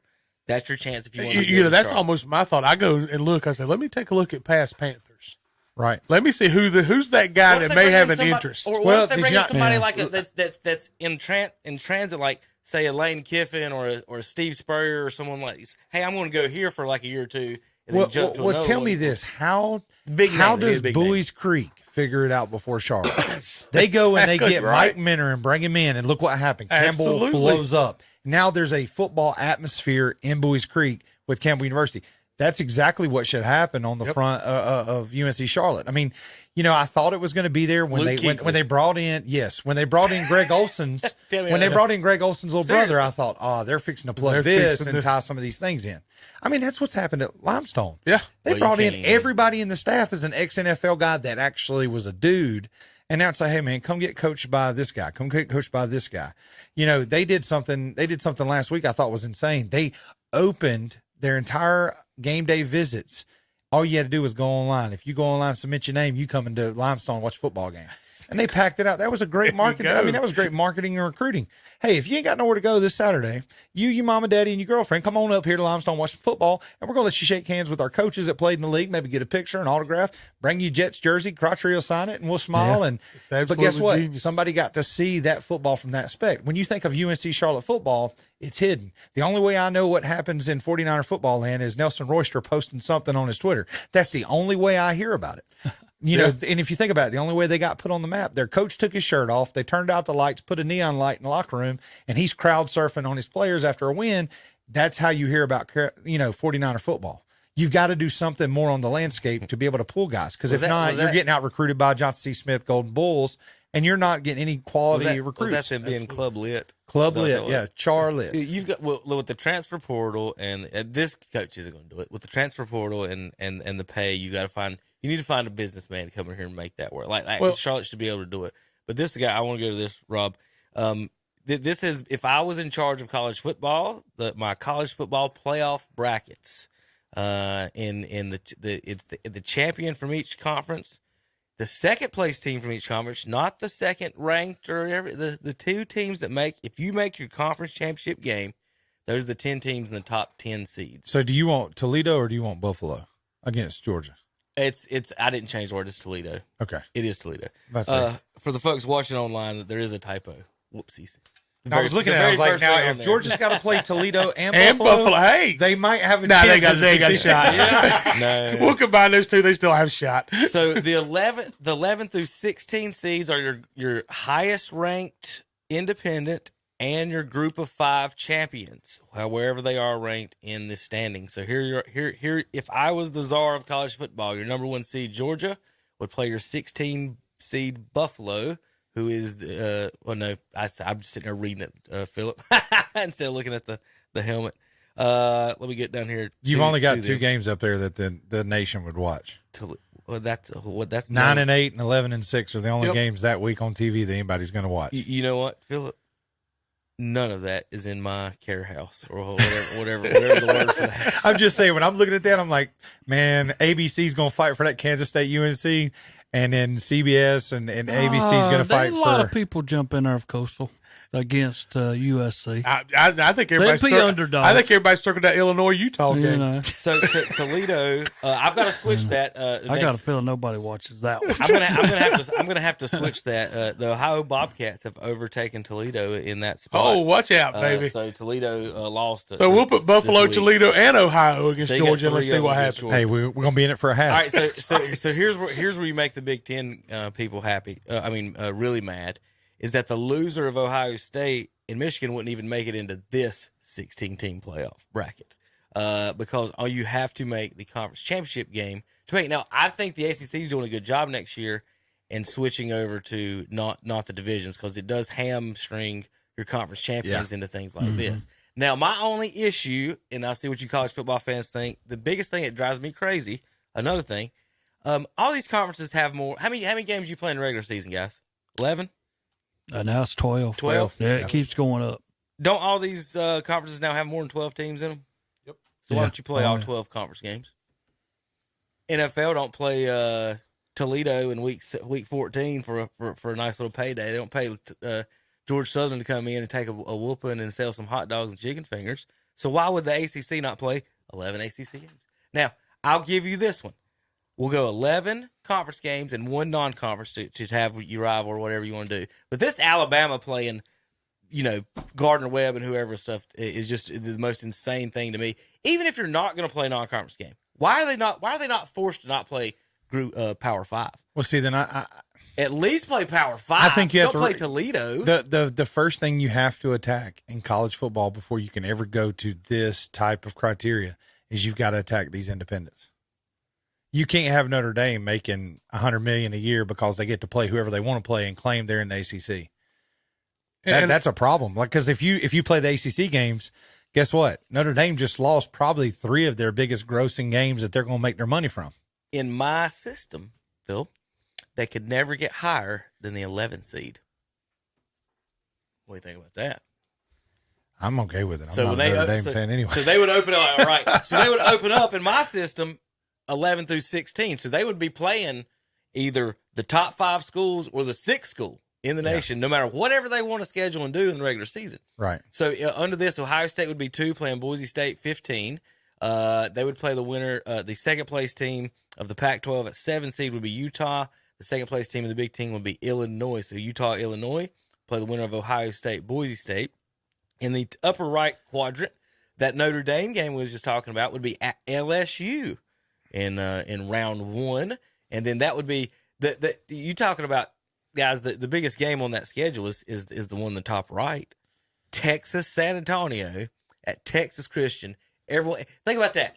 The 2 teams making the playoffs are not A&M and not the Longhorns. The Roadrunners and the Horny Frogs are the ones in the playoffs. I'm telling you right now. In our playoffs, watch this, Phillip, real quick. You've got the Horned Frogs, the Roadrunners, and the Chanticleers. Well, I was about to say if our radio show branches out to San Antonio, you have got some folks pulling over on the side of the road, fist pumping and excited. They're tailgating right now. They're the Roadrunners is like we've made it, baby. San Antonio is like the 3rd largest town in the I know, state, but hey, forget college game day. San Antonio's going to invite us down to do a show. We're going to do a show on their campus. On their campus. Am I right? Texas Christian, is that Abilene, or is that just something I'm making up in my head? Do y'all know? I think you're right. Texas Christian University, Fort Worth is not in Abilene. And once again, would anybody have known? No, not around here. The fact, and if you asked America, like, hey, what are the colors of TCU? They're going to say purple and white, but whoever knew they had red in there. That's exactly Just right. purple, white, and red. Really? All right, Yes. USC would be my 4 seed guy. So there's our top 4. So my 4s will be the same as we talked about: Georgia, USC, Ohio State, and TCU. And then the 5 in this one would be Clemson. They would host Tulane. Coastal Carolina would go to Southern Cal, Kansas, and North Carolina. And so obviously this is just for fun, but this is what I would like to see is something that you earn. So you know the qualifications. Like NFL, every other sport in the world is not, when we get at the end and we're like, well, I like this win, and let's let this win. You win the conference, you come in second, you're in the playoffs, and everybody out there. So you've got 10 conference champions, the best independent, and then 5 second-place teams in the Power 5. This is the best NCAA basketball bracket I've ever seen. Hey, speaking of that,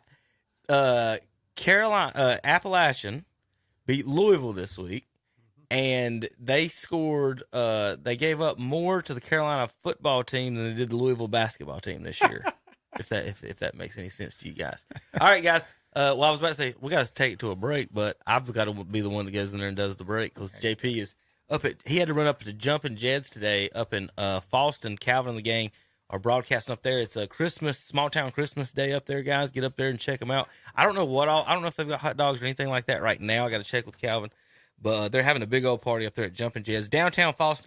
Go to the light down, and you can't miss it, can you, Robbie? Can't miss it. All right, real quick, if you guys will give me a minute, just do the 2A and 3A scores last night there for me, Rob, and I'll get us set up for a commercial. I'll do it. Let's look at the 2A ranks. It was Reedsville over Chase 30-0 last night. The Maiden Blue Devils defeated Bunker Hill 37-14. It was Burns over Salisbury 24-20. Monroe over East Surrey 28-23. And in the 3A ranks, it looked like this: Kings Mountain 22, West Charlotte 19. Welcome back, Kevin. East Lincoln 28, Ledford 7. It was South Point 21, the Crest Chargers 20. And the Eastern Guilford Wildcats defeated West Henderson 35-17. All right, I forgot a very crucial part. We forgot to do picks, Terry. Did we not? No, we haven't done picks. That's why I said we forgot to do picks. Yeah. Did we not? All right, let's do picks real quick. Philip will join in just a minute.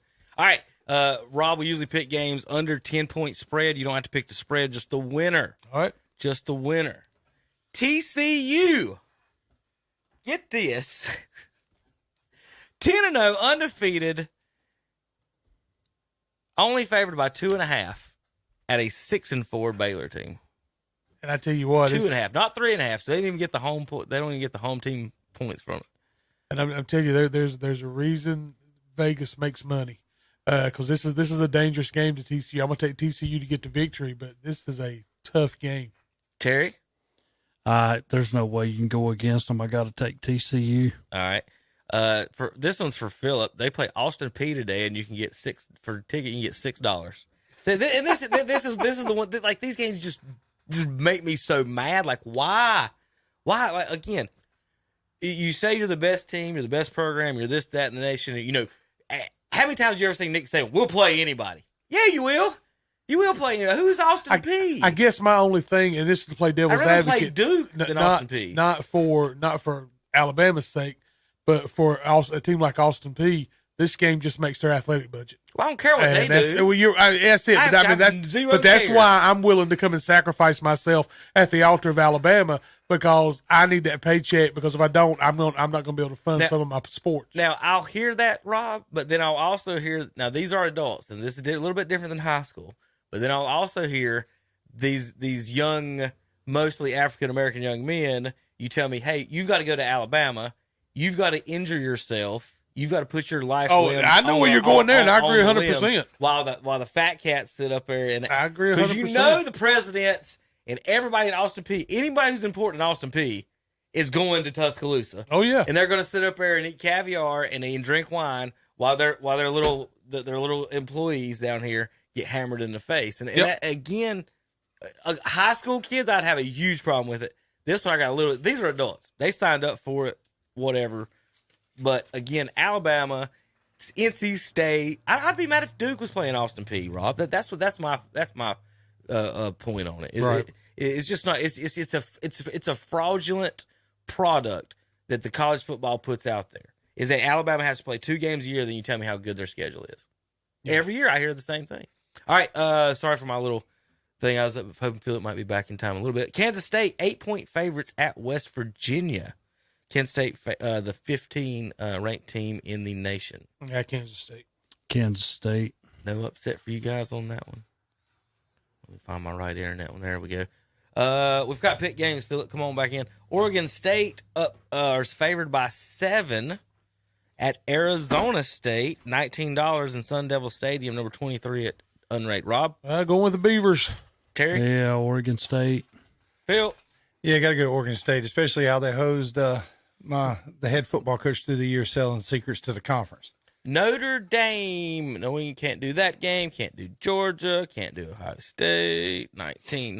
Good grief. NC State, Terry. After losing to Boston College, they go to Louisville. $13. You can get a ticket. 39 degrees. Sit outside and watch these two teams ham it out. Louisville favored by 4. Robbie, who you got? I think State gets it back on track. I'll take the Wolfpack. Phillip? I'm going to take Louisville. Terry? Doran. Don't let me down again.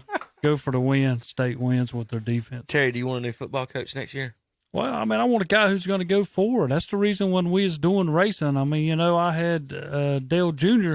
Dale never would go for it. You got to have a guy who wants to win. Go win the game. Don't let the other team have an opportunity to take it from you. Georgia Tech at North Carolina today. I need to check see if I had tickets on that to give away real quick for the end of the show. I think we gave them someone else. Tennis, they're favored by 21. Ole Miss and Arkansas. Ole Miss only favored by 2 at Razorback Stadium. Robbie? It's going to be a good game, but I think Ole Miss takes it. Phil? I'm going Ole Miss. Ole Miss. Cowboys and Sooners today. Time for Bedlam, baby. Oklahoma, the number 22 ranked Oklahoma State is underdogs by 7 at Oklahoma. Phillip? Oklahoma State for sure, because Oklahoma's been having trouble all year long stopping people, and Oklahoma State's offense is what they're carrying their weight with. Terry? Bull crap, not pull for Oklahoma State. Oklahoma beats them playing at home. They've dumped me twice this year, and there's another team that's 22nd. They shouldn't even be ranked. Terry's got a bad they've got. Oklahoma State. They got beat one time this year, like 49-0. Come on, and you're ranked. You shouldn't even be I'm going ranked. to take Oklahoma State. All right. 2-point favorites today. Pac 10, 12, 14, whatever they call themselves nowadays, the Pac Conference in the Rose Bowl. USC trying to get in this national championship hunt. They're at UCLA, and they're 2-point favorites, $158 in Pasadena. Phillip, what you got here? I'm taking USC. Terry? USC. I'm going the same way, USC. How many is that, Terry? 1, 2, 3, 4, 5, 7. Utah at Oregon. Big matchup. Another one in the pack. Number 10 at 12. Number 10 is favored by 2. The Utes at the Ducks. Robbie, who you got? Quack, quack. Let's go with the Ducks. Not Robbie. Phillip? I'm going to take Oregon as well. And I'm taking Utah. 33 degrees. What's the coldest weather up there? Probably wherever. 29 right there. Whoever Buffalo's favorite. I'm about to say, I 26. heard a great thing. Nick Chubb stands, 5'11". Yeah. If they played that football game in the snow they're going to get, Chubb could have ran under the snow and you never would have seen him. You know what's worse than that? The who the running back for Buffalo is, don't you? Who's that? Singletary. He's 5'7". So there you go. But both running backs are going to get lost in the snow. It'll look like moles running in the backyard. And before we get away from college football and move on, I just want to send my condolences out to the University of Virginia, Coach Elliott, and the Wahoos, Virginia. This week they experienced something that I don't think anybody in the nation should ever want to experience, and we get to hear about another mass shooting, the loss of 3 football players and an injury to another one. We just lift up the one that's recovering and the 3 families of the players that were lost in that horrific shooting. You're in our prayers and our thoughts, and we all are Virginia Cavaliers today. That's exactly right. All right, speaking of Virginia, did Holyfield choose the wrong school, Robbie Roop? Liberty favored by 10 over Virginia Tech. Tell you what, man, it's a tough time to be a Hokie. I will say that. Sorry, Holyfields. Who you got in that one? I'm gonna take Liberty, man. I like that. Yeah, Liberty does good things. Phillip? Only reason why I say this is because I think the state of Virginia is going to be great football today, regardless of the records. I'm going to go with Virginia Tech. Terry? I'm taking Liberty. Duke at Pittsburgh. Pittsburgh favored by 7. $4 you can get a ticket in this game. $4. Wow.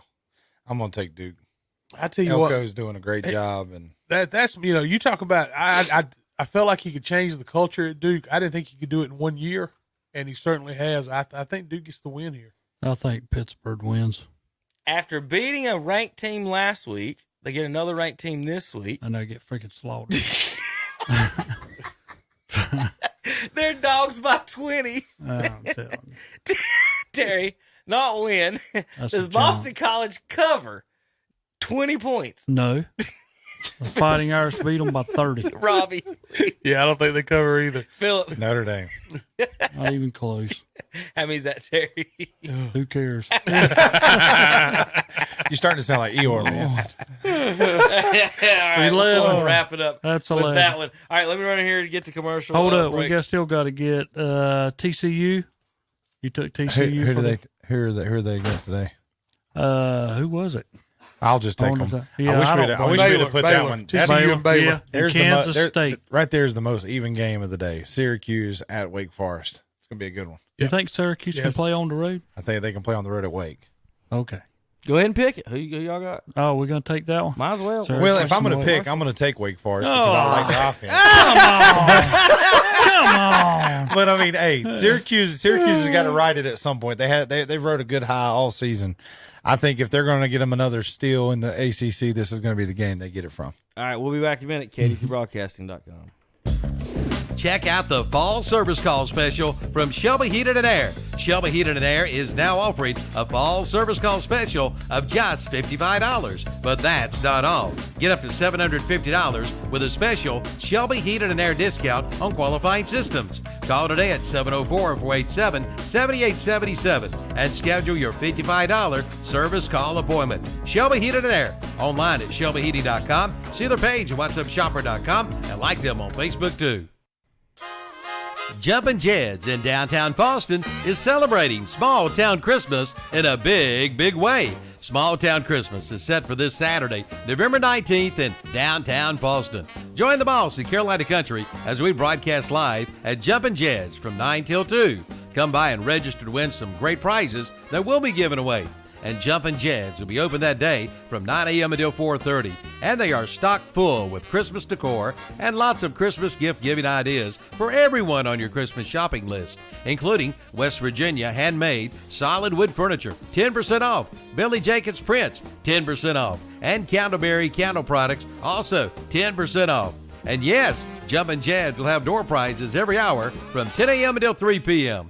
And Boston Small Town Christmas Passport pickup starts at 9 a.m. Come early, only 1,000 will be available. So plan now to be there this Saturday, November 19th. It's Small Town Christmas in a big, big way at Jumpin' Jed's in downtown Boston, right across from the Stamey Event Center.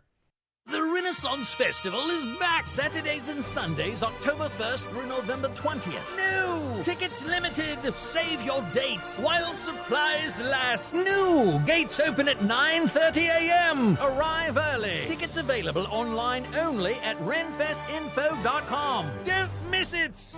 Don't miss the Renaissance Festival! Sponsored by Visit Lake Norman.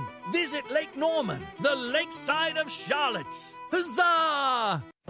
At Carolina Federal Credit Union, we know that we are not like the others. When you make a deposit, you're getting an excellent rate and helping a neighbor refinance for a reliable vehicle, buy a home, or start a family. It has been our community that has helped us thrive for over 50 years. The more that we grow, the better we can serve all of our neighbors. All that it takes to become a member is to be a part of the community. Carolina Federal Credit Union. We treat you like family because you are. Planning to do a little Christmas shopping for Dad? Then plan to visit the Hojo Power Sports and Equipment in Shelby. You'll find some great gift ideas like handheld blowers, trimmers, edgers, chainsaws, and more. Also pressure washers too, and their famous Mary Tiller. Name brands like Red Max, Shindawa, Husqvarna, and DeWalt. Plus big mowers by Cub Cadet, Aaron's, Walker, Snapper, Ferris, Simplicity, and Exmark. Hojo Power Sports and Equipment, 110 Grigg Street, off South Lafayette Street in Shelby. Online at hojopower.net. Like them on Facebook, too. Country Gold with Terry Clark. Hi, I'm Terry Clark, inviting you to join me for Country Gold. Each week, we play your favorites from the 80s and 90s and check in with the stars who made them. Don't miss out on the fun. Join Terry Clark every Thursday afternoon at 1 o'clock on Carolina Country WCSL, 92.9 FM, 1590 AM, and online at kdcbroadcasting.com.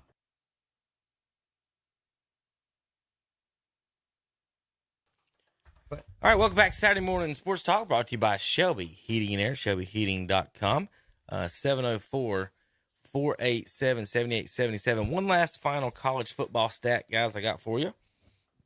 North Carolina, TCU, Ohio State, USC, and Michigan. Terry, we talked about this all the time, about tough schedules, right? Of those 5 teams, UNC, TCU, Ohio State, USC, and Michigan, North Carolina and TCU are the only 2 of the 5 teams whose opponents, we talk about this in our RPIs, have a winning record. Ohio State's opponents are combined 49-52. USC's opponents are combined 46-54.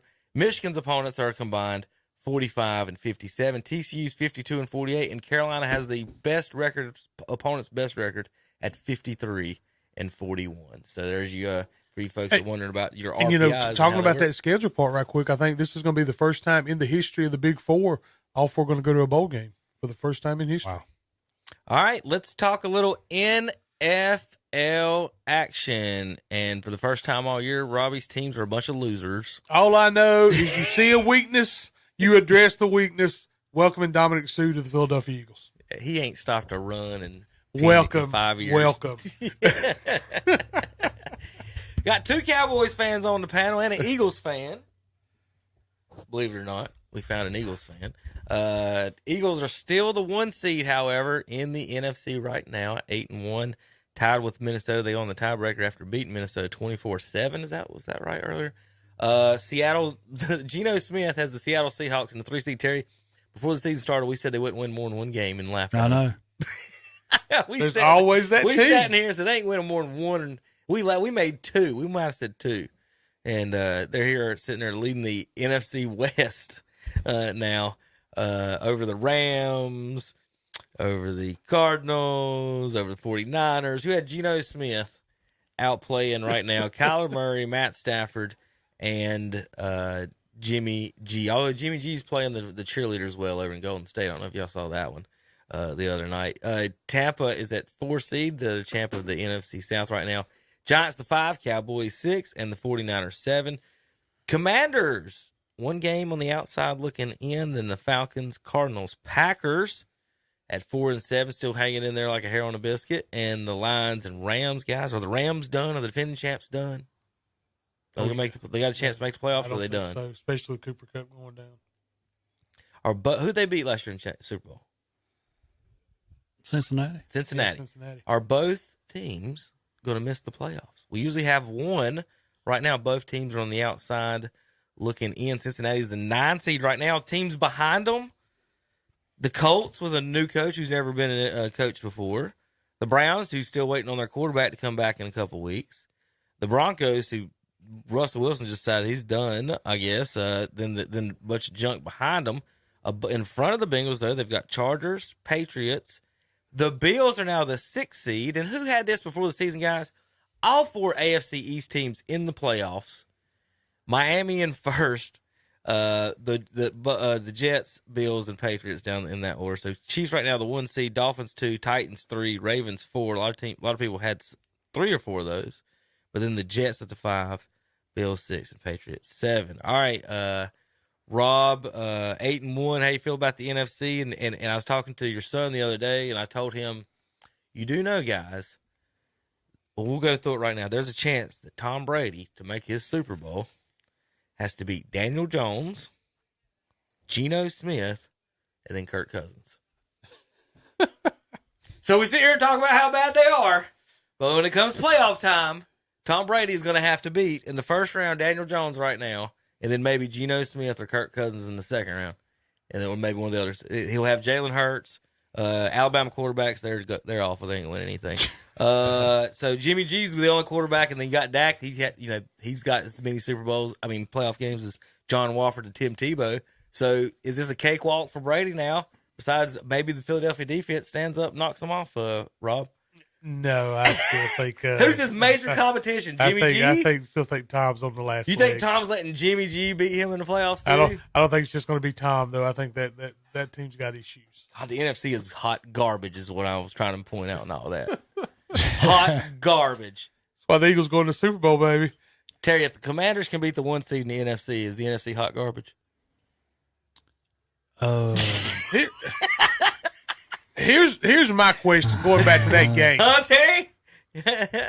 At what point does the NFL address the replay rule where we can actually address penalties? Because that face mask on Dallas Goedert had to be one of the worst calls in NFL history that an official blows. Why is that not a challengeable call? Why is that not addressed by the league? I don't know. You know, I would about point out that about everything in the NFL with all the cameras they got, they don't even need coaches' challenges. They could just do everything. College was doing everything up top from New York or something, weren't they? God forbid, there's 300 of them. There's only 15 NFL games a week. They could do that easy. But just looking at the NFC, I don't. Man, what do the bookies want? That's the question. So I said last week, I think there's only 4 or 5 good teams, period, in the NFL this year, and the rest is got 10 mediocre teams and then some pretty bad ones. Kansas City 7-2. Who's your favorites in the AFC Championship game today, Phillip? And we'll go across the board. Who would you have in the AFC Championship? Right now, Kansas. I'm pull it up if you want. If you want to say Kansas City would be the 1 seed with the bye. Miami 2, Tennessee 3, Baltimore in the championship. 4. I'd like to see it Kansas City and Buffalo. A rematch of that one. Yeah. Terry and Rob. I've got the same thing, Kansas City and Buffalo. Any of y'all feeling the Titans or Dolphins? Terry, I told you last time I was here, the team to watch in the AFC is that Miami Dolphin football team, and it's going to be the Chiefs and the Dolphins in the AFC Championship. It'll be a cold day in hell in Alabama quarterback wins. I'm telling you. What I'm wait saying. and see. I told Rob, no. No, RJ was in here. I was saying that to him. I said, RJ, because we were talking about that. I said, listen, and Terry knows, North Carolina, Duke, Alabama, Ohio State. If that quarterback is playing in the NFL, bet for the other team. Just bet for the other team. Well, you just get ready. Both your championship games are going to have Alabama quarterbacks in it. Against Jalen Hurts and Tua are both going to be in their division championship games. But then again, what's the over-under for the Miami Dolphins neurologist? Whatever the over-under there is. He should have retired. Yeah. If they say you snapped your neck and you were unconscious on the field, 3 weeks later we're back. Of course, because he's 3 weeks later we're back. leading those Dolphins to the Super Bowl. Like if you tear your ACL, you're gone for a year. You snap the description was snapped his neck, and he said, "I was unconscious. I have no idea what happened." Just put him back on the field. Well, see, you forget that easy. You don't forget that knee that quick. God, you forget the head injury. You As don't forget I'm the sitting knee. here on this Saturday, yeah, Miami and Philadelphia will not be representing nobody in no Super Bowl. All right, Terry. I'm telling you, Rob. Write it down. Hey, soundbite that. That is a soundbite. I agree with you. I'm with telling you. I told you right down. So non-Super. I'm not saying they can't make it. Cam Newton made a Super Bowl and he can't hit it, me standing right here. No Jalen Hurts, no Tua, no Duke, no Carolina. They're not winning the Super Bowl. Jalen Hurts has a better chance. He's got a chance than Tua's got, I think. Chances don't mean you're going to do it, though. Philadelphia. Philadelphia is not team. even going to win the NFC East. Oh, come on, Terry. Sorry, Josh Allen, baby. We'll see. At least for my fantasy football team. Terry, who's winning the NFC East? Dallas. Hey, and how about this? Talk about fantasy. I got Jalen Hurts. I'm 10-0, baby. So here's Dallas's road to. This was road to 6-2. What are they right now? 6th. Well, no, what's the record? No, 6-3. they're Now 6-3. 6-3. This is they before couldn't even beat, Rodgers. Come on. This is for last week, Terry. This is called the Cowboys' road to fraudulence. Except for you guys, you beat the Tampa. It says no touchdown scored at home. Bucks later lose to Packers, Steelers, and the Panthers. You beat the Bengals, who wins by 3 wins by 3 turnovers to a 5. I don't know. They beat Daniel Jones by 7. They beat Carson Wentz. They beat a 3-5 Chargers team. Lost to a better Eagles team. only got 24 on the worst defense in the NFL in Detroit, and then gave up 29 to Justin Fields, and then lost to the Packers. So that's what the internet says about your fraudulent Cowboys. Okay. It's the first time ever we had blown a 14-point lead in the fourth quarter in Only Dallas history. 195-0. Yeah. So, that don't happen every day. Terry, Dak Prescott's record as a starter overall was 55-34. Yeah. You know what his record is in the NFC East? I know. Oh, yeah. Way above. 25-6. Yeah. That's what I'm saying. So against everyone else, 30-28. Just 2 games over 500. Yeah. He's 1-3 against Green Bay in his career. Including playoffs, it's 31-31. So even 500 there for your stats. So there's just some fun NFL stats for you guys. So NFC Championship games, who would you guys have, Rob? Like you said, I mean, it's ugly on that side. I'm of course, I'm going to put the Eagles there. How do the Vikings keep surviving? I mean, it just doesn't make any sense to me. I mean, like you said, I'm gonna go Eagles 49ers. You're going to Vegas. You're going Eagles. to Vegas. If I'm gonna do Eagles 49ers. Tom Brady listed there. He's got Daniel Jones and Geno Smith to go through.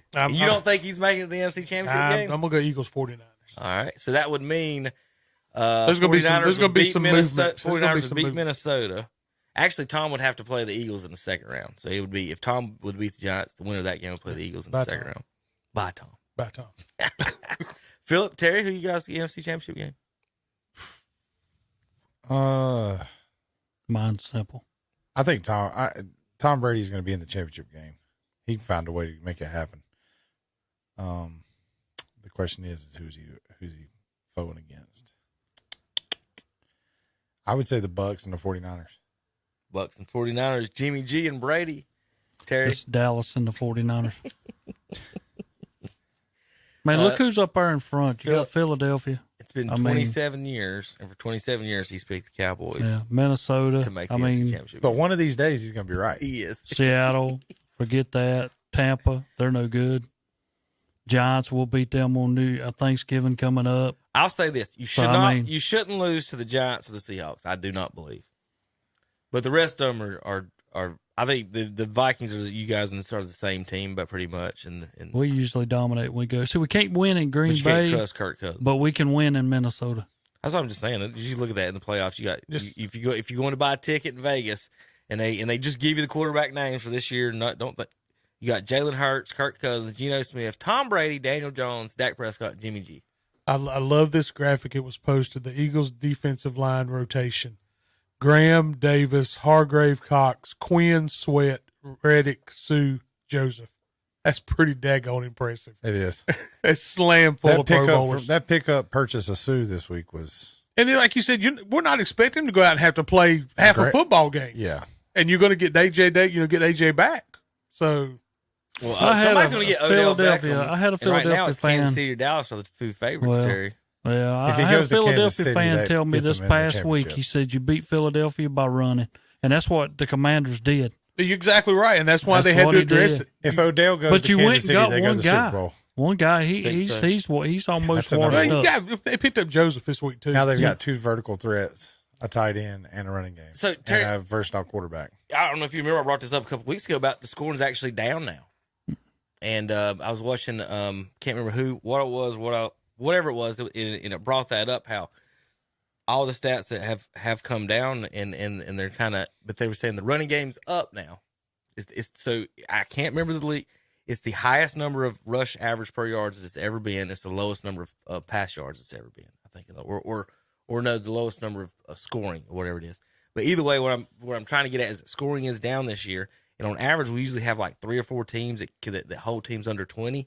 This year, right now, 6, 7, 8, 9, 10 teams. A third of the league is holding the other teams under 20. And my point again, Rob, let's go back to this. Let's just good or above average quarterbacks. So just thinking about this, does Denver have one? No. Buffalo. Yeah. Tampa. Yeah. San Francisco. Yeah. Dallas. Yeah. Mac Jones. No. Ryan Tannehill. No. Jalen Hurts. No. Yes. Yeah. No. Daniel Jones. No. No. Zach Wilson. No. Colts, who's their quarterback? Whoever they go right out there this week. Yeah, no. Jaguars, no. Bengals. No. I don't think Burrow. I think his sophomore turned him around because I even said at the start of the year they'd not even make the playoffs, and they're not. Kirk Cousins. No. You like that? Oh. Listen, since the Commanders have gotten rid of him, that it's been bad decisions by Commanders and good decisions. Kirk Cousins has been way better than they have. Baltimore, Lamar Jackson. Yes. Yeah. Aaron Rodgers. Yes. Matt Stafford. No. Kansas City, Pat Mahomes. Oh, yes. Yeah. There's a Tar Heel in Pittsburgh, so no. No. Whoever's in Houston, no. Alabama quarterback in Miami, no. Geno in Seattle, no. Whatever's in Carolina, no. Ohio State quarterback Chicago, no. Jameis is in New Orleans, no. Mariota, no. Derek Carr, No. Justin Herbert, No. Kyler Murray, no. Jared Goff, no. And Deshaun Watson, No. 7. 7 above average quarterback. I just said above average. I didn't say elite. And what I say, 4 or 5 good teams tops. So the quarterback play is atrocious.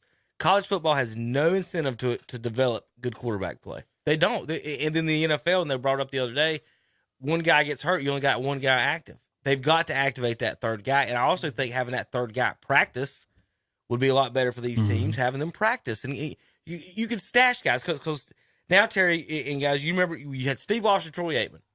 And then you could stash the third guy if you needed to move the guy. Some teams have 3 quarterbacks. The Colts do. The Redskins do. Do y'all have 3 now? Yeah. So some teams don't. Some teams just do the 2. And if we're going to go to emergency quarterback, and it was the Panthers the other day. That's right. They had to bring in Baker. Then they're like, well, if Baker gets hurt or after PJ got hurt, then there's nobody else coming. Well, Going to the Wildcat, baby. I don't understand them. When you come up this one week saying that Walker was going to be your quarterback for the rest of the year, I just think Mr. Owner got involved on this and said, no, we're going to go with Baker, and this is who you'll start. He's going to play with my money.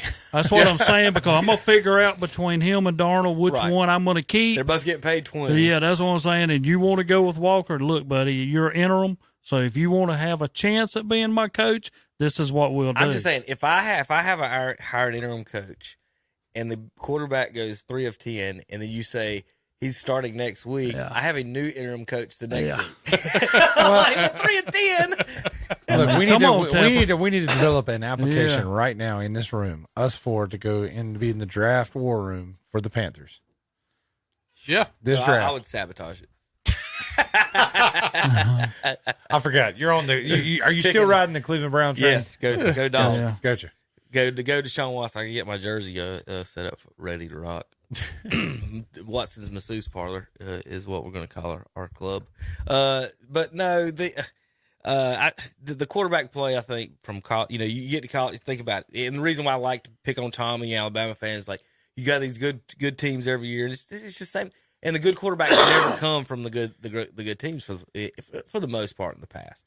So it's just Tom Brady. We're he went to Michigan, so that's a pretty big one. But some of these other ones, or a lot of these other ones didn't. And I don't think anybody, I don't think these coaches actually have any idea what a quarterback play, anything about it. Right. I mean, what percentage, when we Philip, NFL guys think about what percentage of coaches are quarterbacks or played quarterback in the NFL? There's like 3 or 4 of them, and most guys are usually defensive guys, right? Linemen, something like that. And then, okay, so how are we going to develop his quarterbacks? He's never got 2 or 3 that can't even. Yeah, if you're starting PJ Walker, you don't know an idea about football. I'm sorry, Steve Wilkes. Why are we starting PJ Walker? Not saying you don't know nothing about football, but I'll say this. This is the interesting piece. You don't have enough quarterbacks that retire out that come back. Trent Dilfer's about the only one that's actually trying to develop quarterbacks. Like in Tampa, when you have what is it, Byron Leftwich? Isn't it Leftwich that's down there, and he's trying to talk to Tom Brady when he comes off about, hey man, look at Tom Brady's like, just shut up and go and sit down. Like, I'm not, me and you, like at that, like if Peyton Manning was to link back into pro football, could he develop a younger quarterback? But he's not going to. If you put Peyton in Tampa, he's not going to influence Tom Brady. Some of these guys are at the pinnacle of the position. Are they going to be willing to take the coaching? They're going to make too much money going into the booth to be the face instead of having to go. Because like if you think about it, like who's a better announcer? You said this for a long time. We used to joke about it.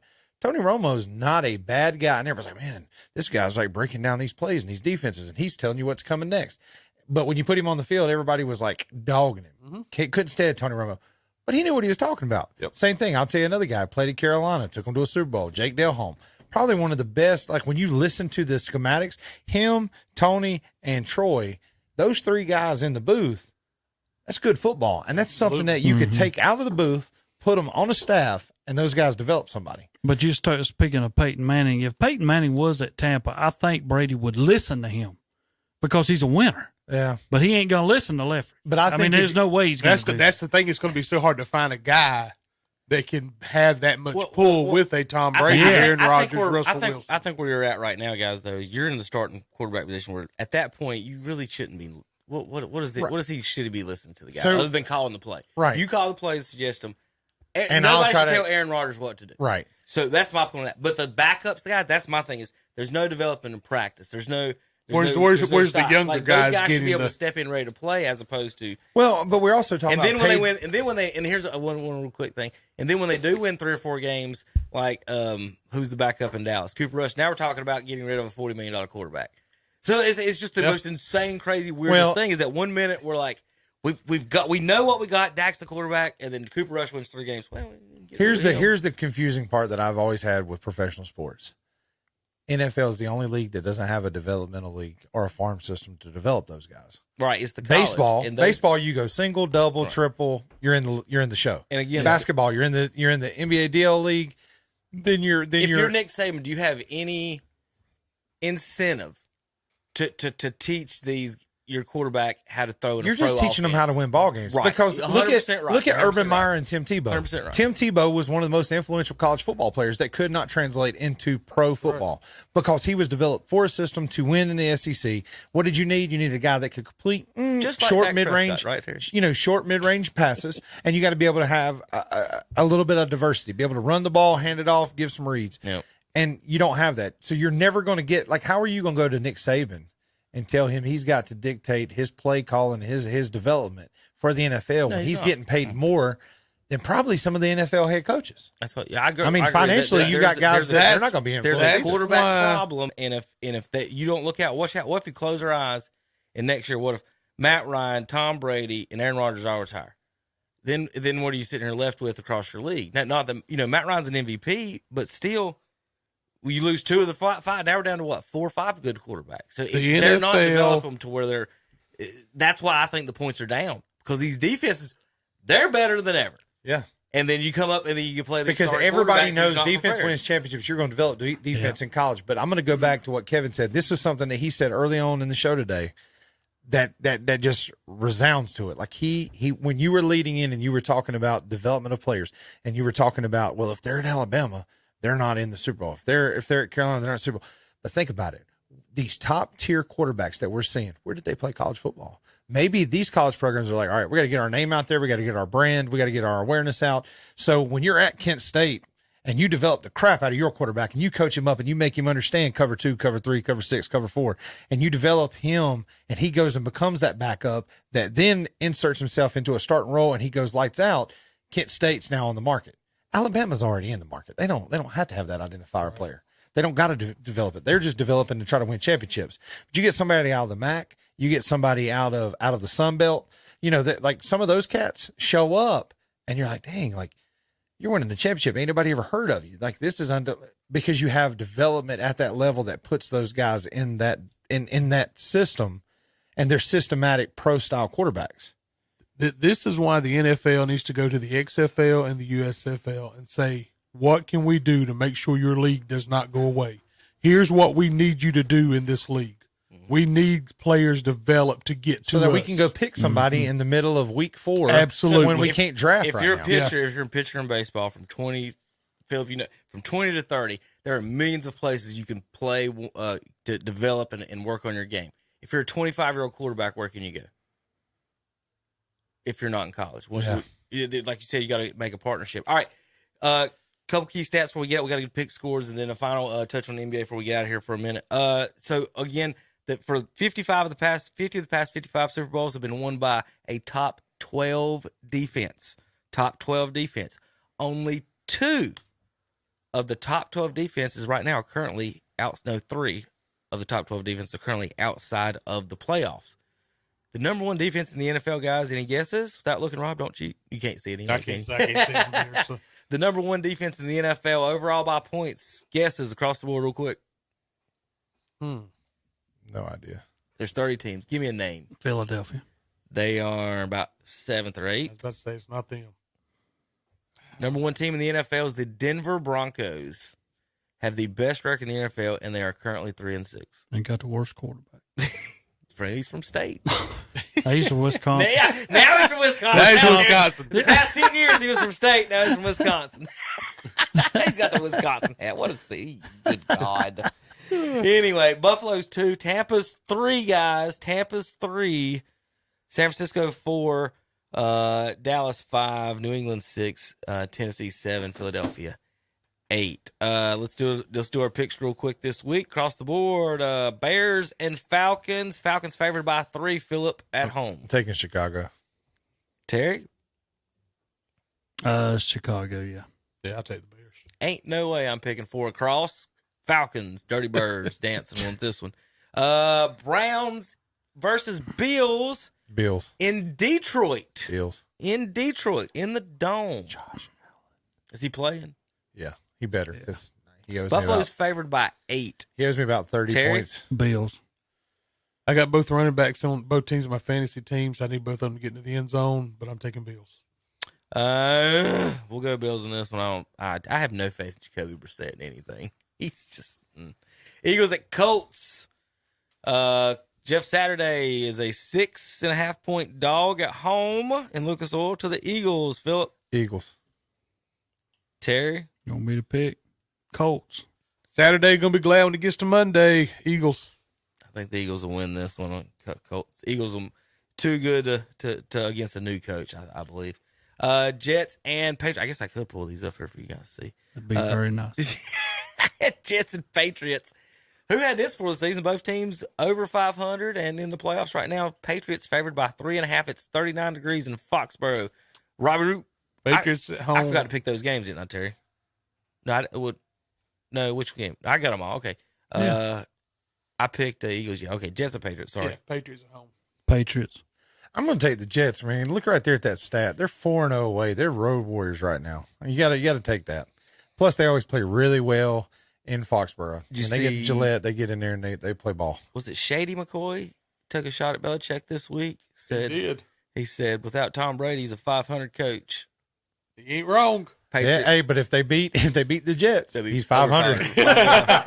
I'm going Patriots with this one, Terry. Yeah, at home. Rams at Saints, 2 teams that thought they had playoff aspirations this year. Saints. Who would have, Rob? If I'd have told you in week 11, Saints would be favored over the Rams, what would you have told me? I'd probably said you're crazy. $18 in the Superdome. Who you got, Rob? It's an ugly football game. I'm gonna. I don't know where the Rams are going to go offensively, so I'll take the Saints at home. Terry. Rams. I'm gonna ride with the Rams as well. I can't pick the Saints in that. I don't know. Well, I tell you what, I'm going to do it. Let's go Saints, Terry. They'll figure out something stupid and win this game like 20-17 or something weird. Lions at Giants. Two contradictions in my philosophy. Never pick the Detroit Lions and never pick a Duke quarterback. So I don't know what to do here right now. So I'm going to let you guys go. Phillip. I'm going to take the Giants. Take the home team there. They got a good season going. They're rolling a little bit. Terry. Be careful. The Lions win. Ooh. Giants try to keep it in the division, so I'll take the Giants. I go Giants too. I don't think they can stay biblical though. When Daniel goes into the lion's den, what happens? Hey, we'll see. Mm-hmm. Panthers. Baker Mayfield is back. Goes to Baltimore this week. Ravens favored by 13. Can Baker pull off the upset, Phillip? I don't know. I didn't know the Panthers still played football. I thought they were the men's soccer team or whatever, but I'm going to take the Ravens. Ravens. Lamar. Baker may be back. I think Baker ends up on his back. I'm taking the Ravens. Ravens with this one. Commanders at Texans, the game in hell this week, or nomination for the game in hell. We'll see. I think that's the only one I've nominated so far, so it might be Commanders favored by 3 points after getting reprimanded by the coach for drinking on the team plane. At Texans. Anybody got the Texans? No, it's Commanders. Commanders across the Best board. division in the NFL. Absolutely. Commanders with the win across the board. I can't believe we just said that out loud. Y'all remember that? Raiders at the Broncos. That number one defense against just a mess in Oakland or whatever, or in Vegas or whatever. Here's the thing I can't figure out with Oakland. You talk about a team that's got talent all over the field. They do. Yeah. I mean, good grief. Look at David them. Carr says nobody cares. We're not playing together, and just it's kind of weird. So I'm going Broncos. I'm going Broncos. I'm going to take the Raiders. That's going to be my upset of the day. I'll take Broncos. Cowboys and Vikings. One of the games of the week this week. Vikings only lost this year is to Philadelphia. Cowboys favored by 1.5 on the road, Robbie. What do you think about that? After Minnesota just beat Buffalo this week, not favored at home. Let's go ahead and hang 2 straight on the Cowboys. I'll take the Vikings. Kirk Cousins with the damage. Terry? Well, I tried to tell y'all at the start when we was talking. We can't win in Green Bay, but we can win in Minnesota. The Cowboys. Philip? Yeah, Dallas, baby. I enjoy watching this game. It's probably a good game. I'm going Minnesota. I think the big receiver might do something. I hate Kirk Cousins. No, I don't hate him. I just. How about that catch he had against the Bills? I know. Golly. I like Gate Cousins' game. It's just he always does something weird. Bengals at Steelers. Rob? Whew. I'll take the Bengals. Terry? Bengals. Bengals across the board for all of us. That would be Steelers by 20. Chiefs and Chargers. Chiefs favored by 5 in L.A. Robbie? I got to go with Chiefs. Chiefs.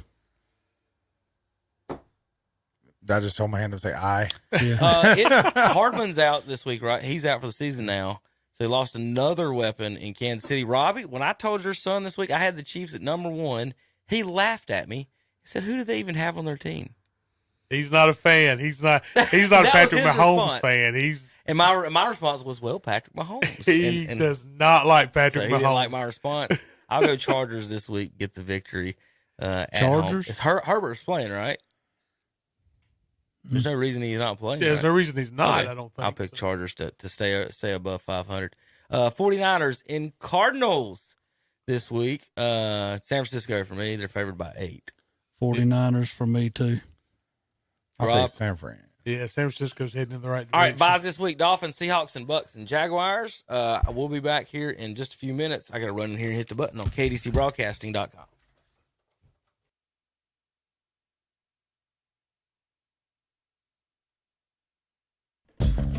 Check out the fall service call special from Shelby Heated and Air. Shelby Heated and Air is now offering a fall service call special of just $55. But that's not all. Get up to $750 with a special Shelby Heated and Air discount on qualifying systems. Call today at 704-487-7877 and schedule your $55 service call appointment. Shelby Heated and Air. Online at shelbyheating.com. See their page at whatsupshopper.com and like them on Facebook too.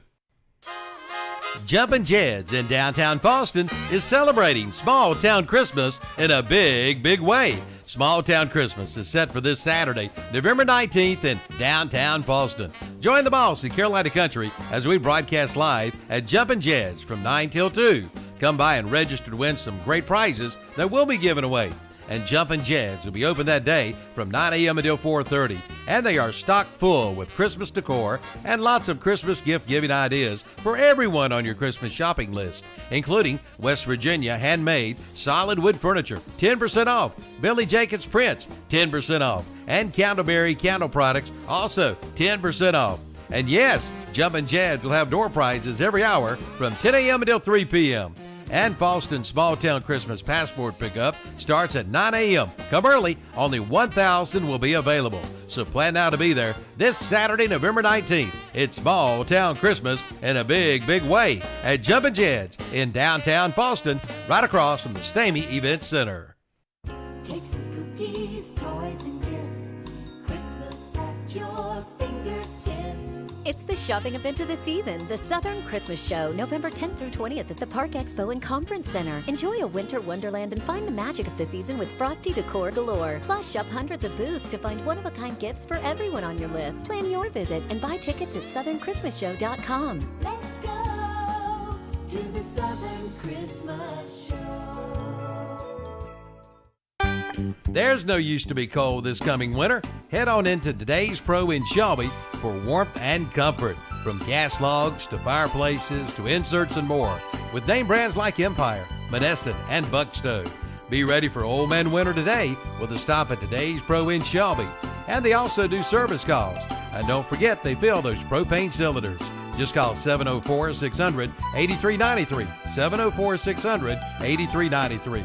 Today's Pro, 1325 East Dixon Boulevard in Shelby. Online at thetodayspro.com. Just in Time Plumbing wishes the Kings Mountain football team great success in the playoffs.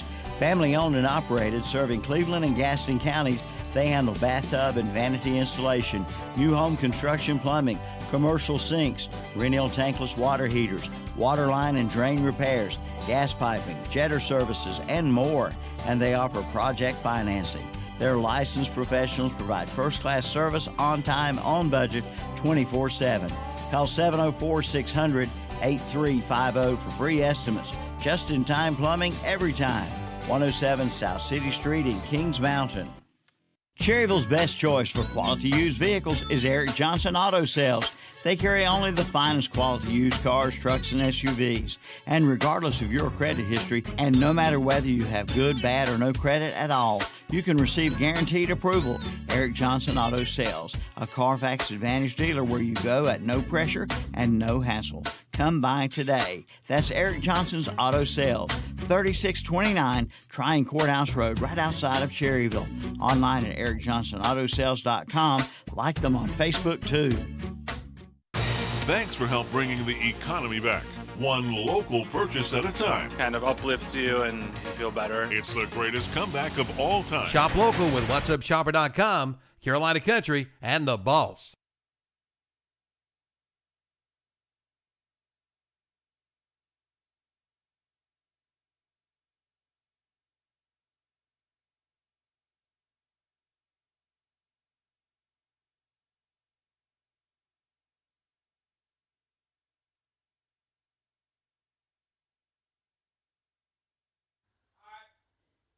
You can tell Kevin goes back to that old school athletic ability as he goes back and forth between studios to get his I'm going to on break the a air. leg or ankle one day. It looks like him running from Shelby. Yeah. Hey, what's funny about that? You guys talk about Chase stuff and everything. I never thought Shelby hit that hard, one of the hardest hitters because we never caught him. Like that, honestly, Kings Mountain destroyed me. Chase destroyed me. Charlotte Catholic destroyed me. I never hit anybody at Shelby. They just ran around us. I don't know if I've ever hit anybody from Shelby. No, that was one defensive end that was pretty nasty against. That's why I like to tell people about that. I was like, honestly, I don't never remember hitting. I couldn't remember one person there hit me that hard at Shelby. But anyway, NBA action real quick, guys. We got to go over the standings. Terry, I wanted to point this out because I brought it up last week. I said the East is garbage. I told Tom the Cavs are fraudulent and they couldn't beat anybody in the West, and he disagreed with me. Was you here that day? Yeah, I was here when we had that discussion. And now I'm looking at the Cavaliers' schedule, Terry. 9-6 overall. You know what the record is against the West? 1-4. The Cavaliers are 8-2 in the East. 1-4 in the West. Exactly what I said. I didn't even know that. Now that I look at it, you know who their only win is against, guys? I want to say the Hornets. The West.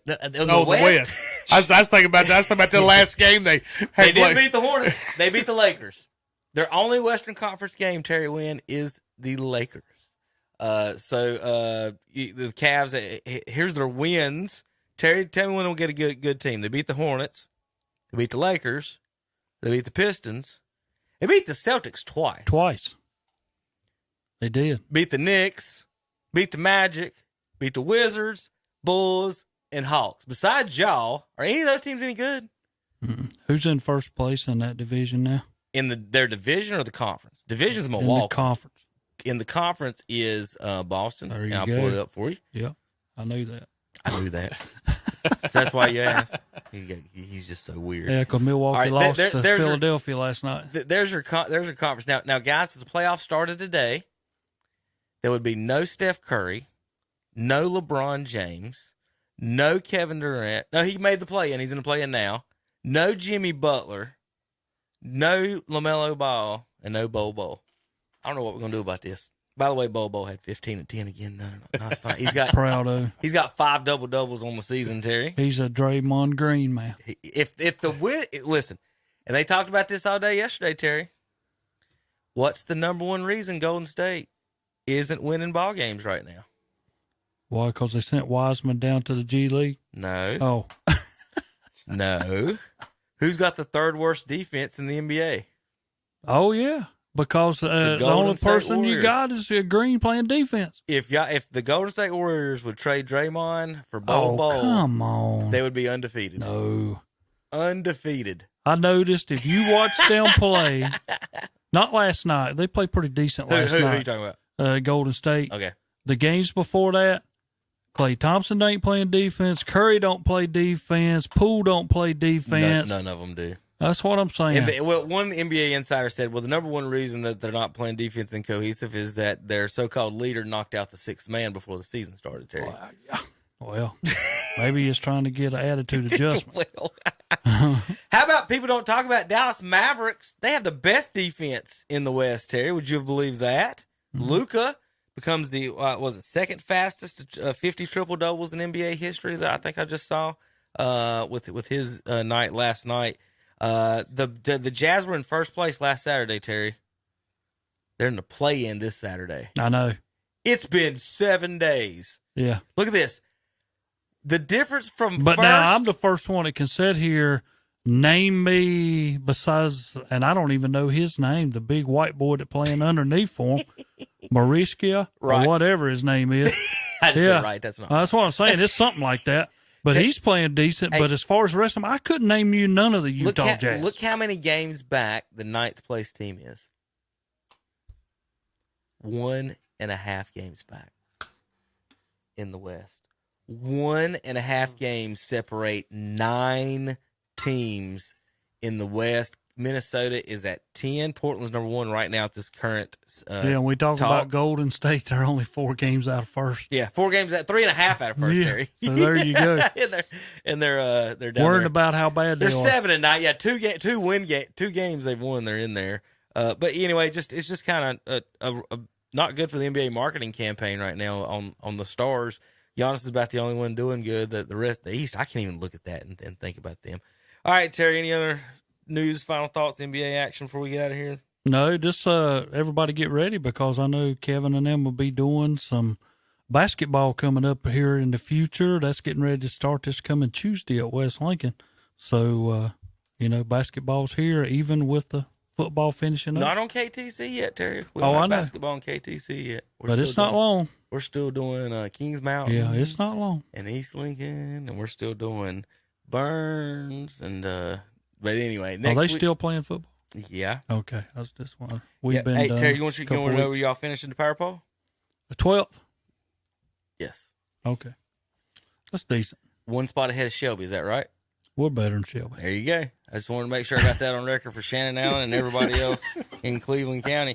The final power poll, it's not final, but 6 through 15, Chase 6, Bunker Hill 7, Crest 8, Statesville 9, Hickory 10, Hendersonville 11, West Lincoln 12, Shelby 13, Ashbrook 14, Forest View 15. Top 5 right now: East 1, Kings 2, South Point 3, Maiden 4, and Burns 5. We'll be back next week, guys. I want to thank Philip and Rob for coming on in. Thank you. And enjoying the biscuits. Tom said he needed a replacement, and my response was, you're easily replaceable. So yeah, I'll put you on that category. We'll see you guys next week on KTC Broadcasting. I'm hit computer for me there.